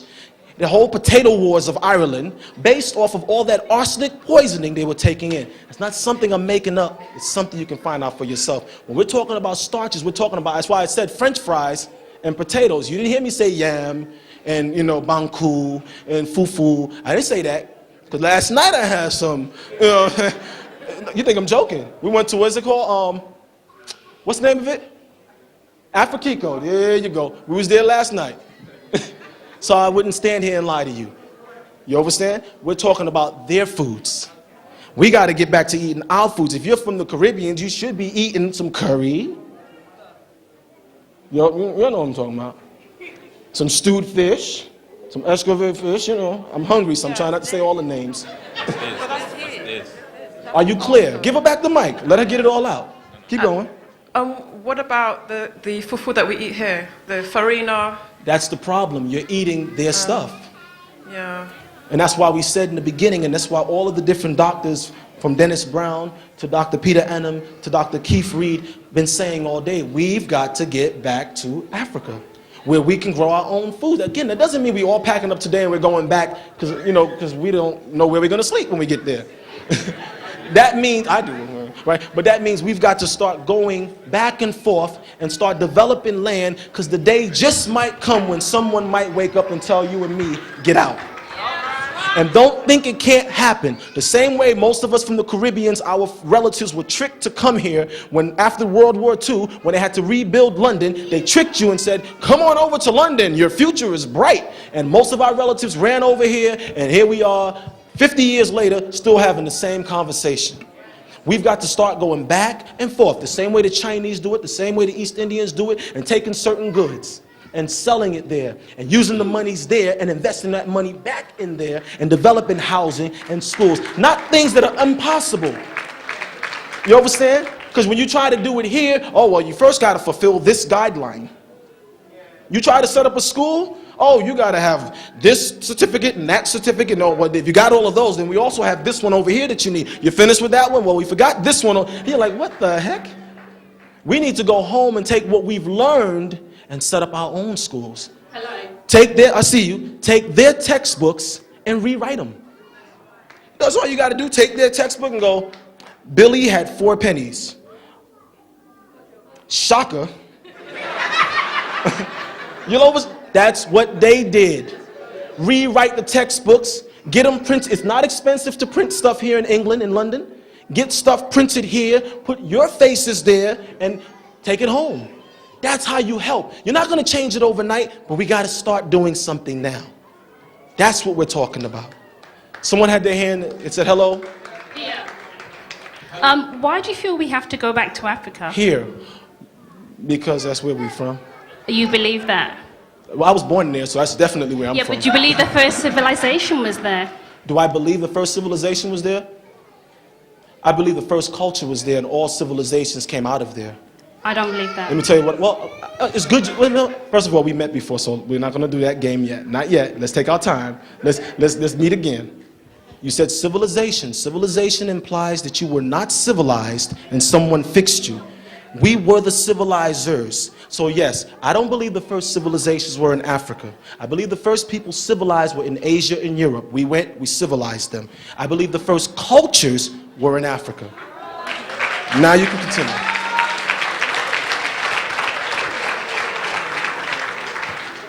Because you keep on saying back to Africa, but personally I don't believe that. So stay here. No. Stay. No, please. I'm saying that. Stay here. Africa's not begging for everybody to go there. Because you claim it to be the motherland? It's an honor to go to Africa. You're making it like it's a curse. Why we gotta go to Africa? Stay here. We won't miss you. There's a lot of women in Africa, brothers. Now let me say this. I'm only playing to keep it from getting too tense. So don't take offense, but that's the way I am. I'm going to always be this type of person. Okay, so where do you believe the Garden of Eden was? Where does the Bible say it was? Well, it's between those 4 main rivers. I'm asking you. No, I don't know. I don't know because I don't really adhere to the Bible. I'm an African. Yeah, because I believe Adam and Eve were actually, the Garden of Eden was actually in Mesopotamia. Which was, the Middle East. Those who believe that, no, it's okay. It's okay. It's okay. No. I got one better. Mesopotamia is Iraq. You're welcome to move to Iraq. That's where Mesopotamia is. And if you think I'm going to tell these people, we're going to Iraq, I'm not joining you. Next question. Go ahead.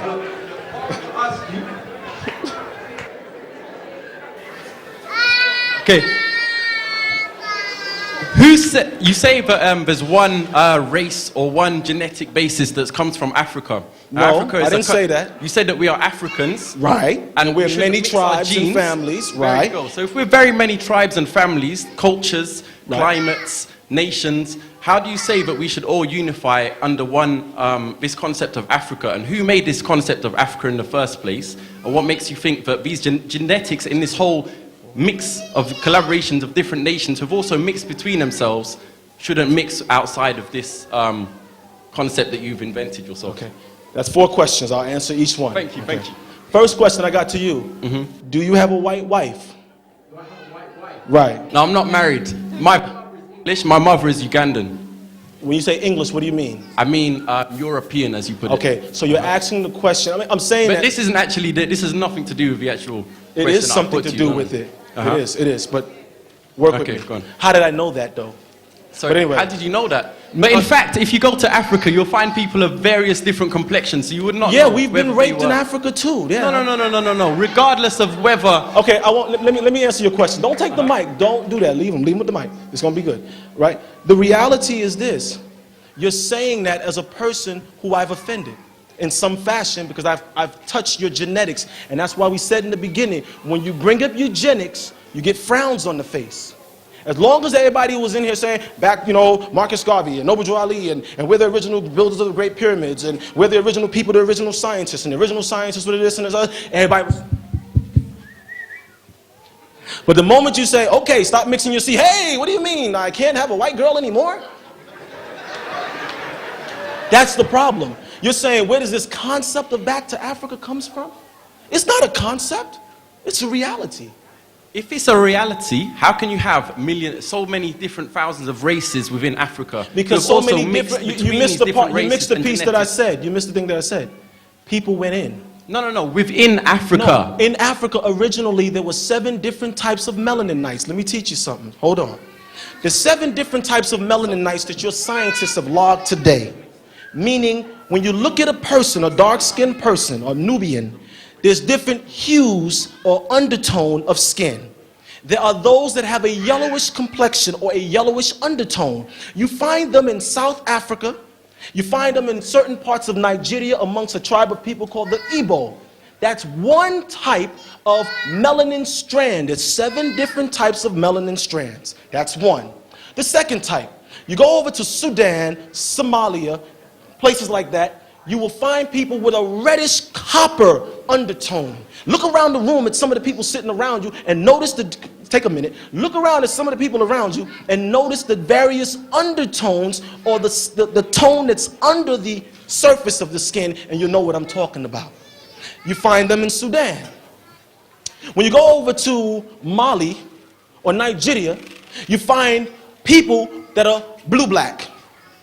Or purple, we call them merple, right? Blue blacks. And they have a blue-black undertone. That's another type of melanin strain. They're all still melanites.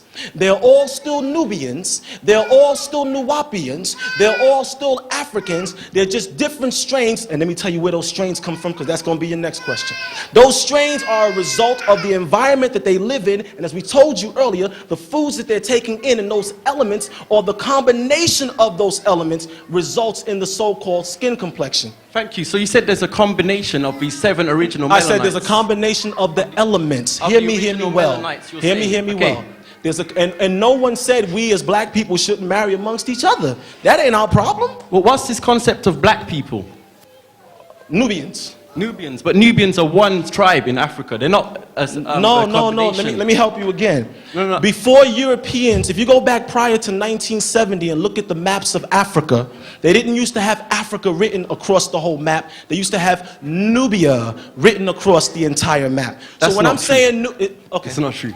Are you sure it's not true? I'm sure, because Nubian people... Let me finish. So if we go and pull it up, because it's on the computer, and they're going to pull it up on PowerPoint. You can pull it up. So if it comes on that screen, will you say, brother, you were right? I will tell you that Nubian people come from Sudan. No. And you're confusing the tribe called Nubian, and that amongst that tribe called Nubian, there's the Biga. There's the people from Juba. There's the Hendendawa. There's the Donongala. There's the Ithir or Afar. There's the Ifendi. There's different clans within that one tribe that's calling themselves Nubian today. Just like when you say Mandingo or Madingo, the Mandingo have the Pele, the Va, the Loma, the Bassa, the Ma, the Madinka, the Madinka. There's so many different people, but they all call themselves Madingo, but they have clusters or clans from a certain Baba or Obia, a certain father who fathers a clan going back to the king. This was African history.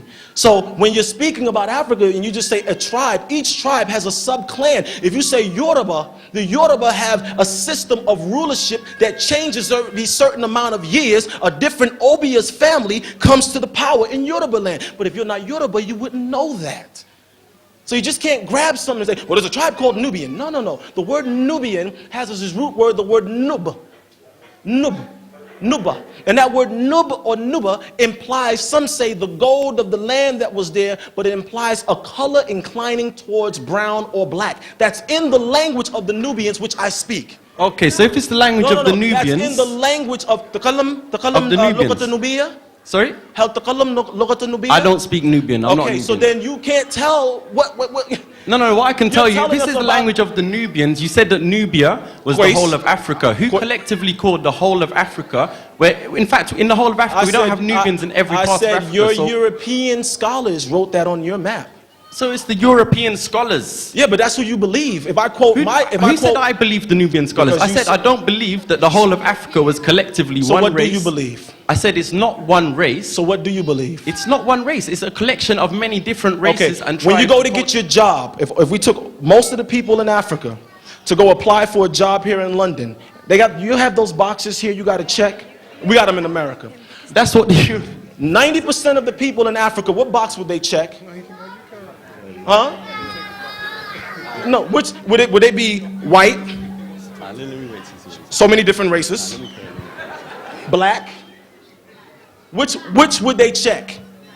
So when scientists and archaeologists are saying there's Negroids, there's Mongoloids, and there are Caucasoids, is this what science teaches us? Yes or no?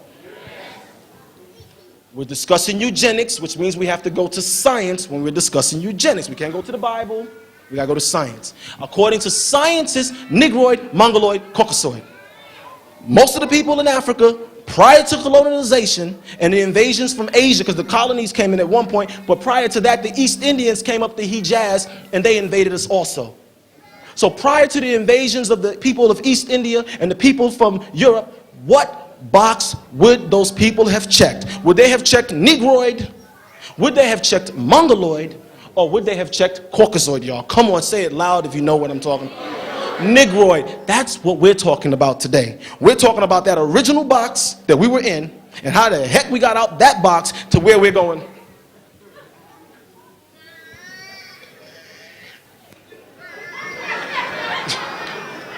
And that may not mean nothing to you, but again, it means something to us. And that's why most of us are here, because it meant something to us to take our whole Saturday and come and sit and hear something about Africa. That meant something to us. If it doesn't mean something to you, then don't accept it. Don't accept it. There's 6 billion people on the planet. Don't accept it. Just stay here. What I don't accept is you trying to say that African people are one race. Yes, and you're only saying that as a person of mixed race. No, I'm saying that as a person. Let me say this. How come nobody in here, wait, now, come on. How come nobody in here of the blue blacks stood up and said that? How come nobody in here of the reddish copper tone? How come nobody's jumping up, hey, that's not right? But the moment you said it, like my master teacher, Dr. Malachi York, taught me, he says always the people who are mixed, who have that issue because we're bringing up eugenics. And I'm not saying that to put you down or to belittle you. I'm saying it to say, overstand, it's that gene in you that's other than me that's questioning me. It ain't the black gene in you that's questioning what I'm saying. It's the other gene. And I overstand that as your brother. And if it offends you, I'm sorry. But again, we're not here to make you happy. We're here to make you wake up. That little boy, right? Okay. No, because he had his hair in braids. My last point. Okay, my last point. You're saying once again this different gene. So you're implying that everybody in Africa has some same gene structure, which is in fact wrong. You said once again that it was called Nubia before all of the invasions, but in fact you said yourself there were 7 different. What does the word Africa mean? What does the word Africa mean? That's not the question I asked you. No, I'm asking that. I asked you, is every single tribe and nation in Africa of the same genetic structure? And have you got any scientific basis to prove that? I never said, no, okay, stop okay, again. I wouldn't make that statement knowing that there's how many different blood types on the planet? Anybody? Over 400 different blood types on the planet. 4 major blood types, but over 400 different blood types.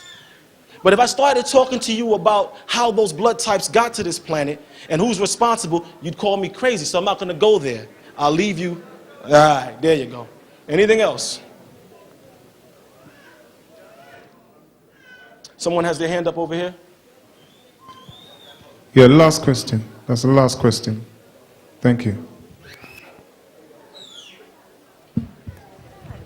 Hello. All right, first of all, I'd like to say that having this kind of event and having speakers like yourself is installing awareness, giving an image of proud black people. But first of all, I have to call you back on fundamentals. Call me back on? Fundamentals. If you're up there, you want black people to be proud of themselves, then don't say that we should refer to ourselves as niggers.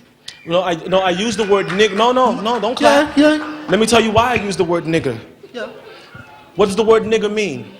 You tell me. It's a country called Niger. Yeah. Niger. Yeah. No, but let me finish. Let me finish. Okay. Anytime a person speaks or writes, you should have them define the words that they're using and what those words mean to them. I use the word nigger because that's what they say. And the only way we can get rid of the fear or the, oh my God, he called me a nigger, we just use it. And the word comes from the word negro, and it means a dead black. And most of our people are mentally dead, thereby a negro or negra. Now, you also heard me say, but those of us in this room, we're Nubians, we're Nuwaubians. We didn't grab that. So I said, okay, the niggers. Everybody clapped. I said, okay, well, maybe. You follow what I'm saying? So it's not about fundamentals. Let me explain. Where our doctrine is taught to us by our teacher, Dr. Malachi York, is not the normal doctrine. We're not the doctrine that's going to say, brothers and sisters, everything's beautiful. The world's a perfect place. All we got to do is hold hand and buy each other a Coke and everything's going to be okay. No. We're the type of organization that says, we've got to teach the people in a way that we can reach the people. And you reach people by speaking to them on the level that they can comprehend. I could have come up here and said, good afternoon. Today we'll be talking about Africa. Now, if you go back to the 16th century in Africa, African people were known as the original Moors.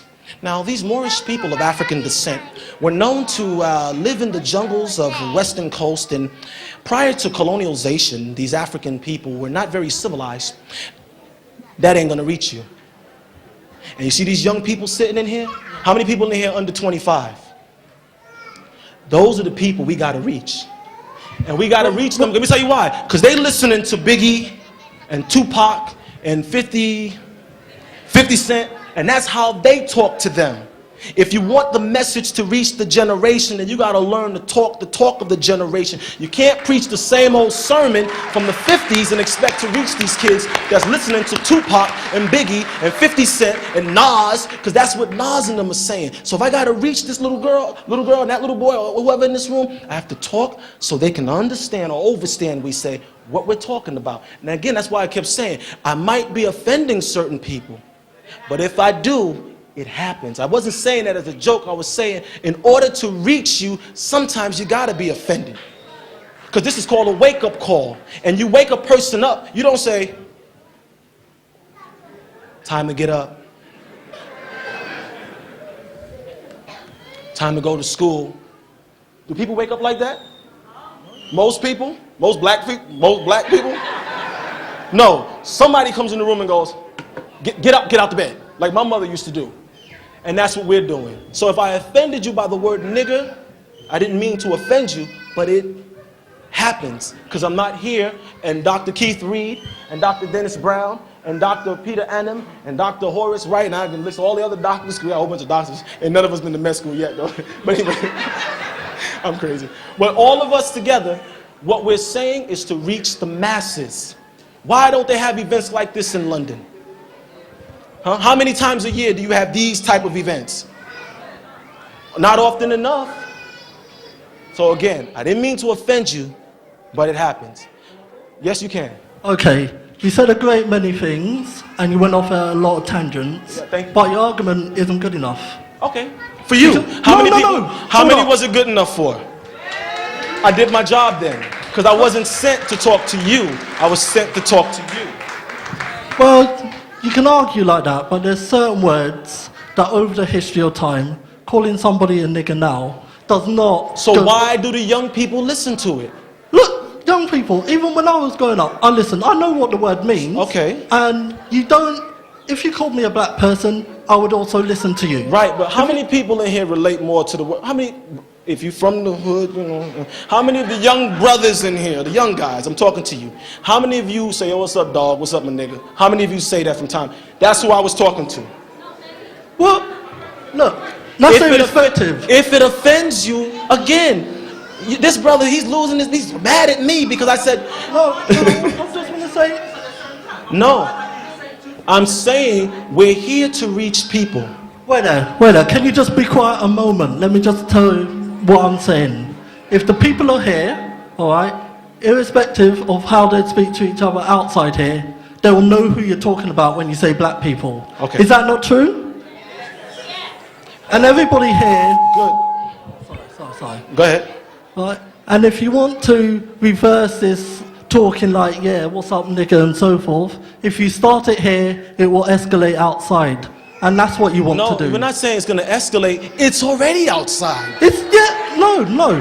What's outside is people calling each other nigger and so forth. Are there more black kids in churches or at the rap concerts? Are there more black kids?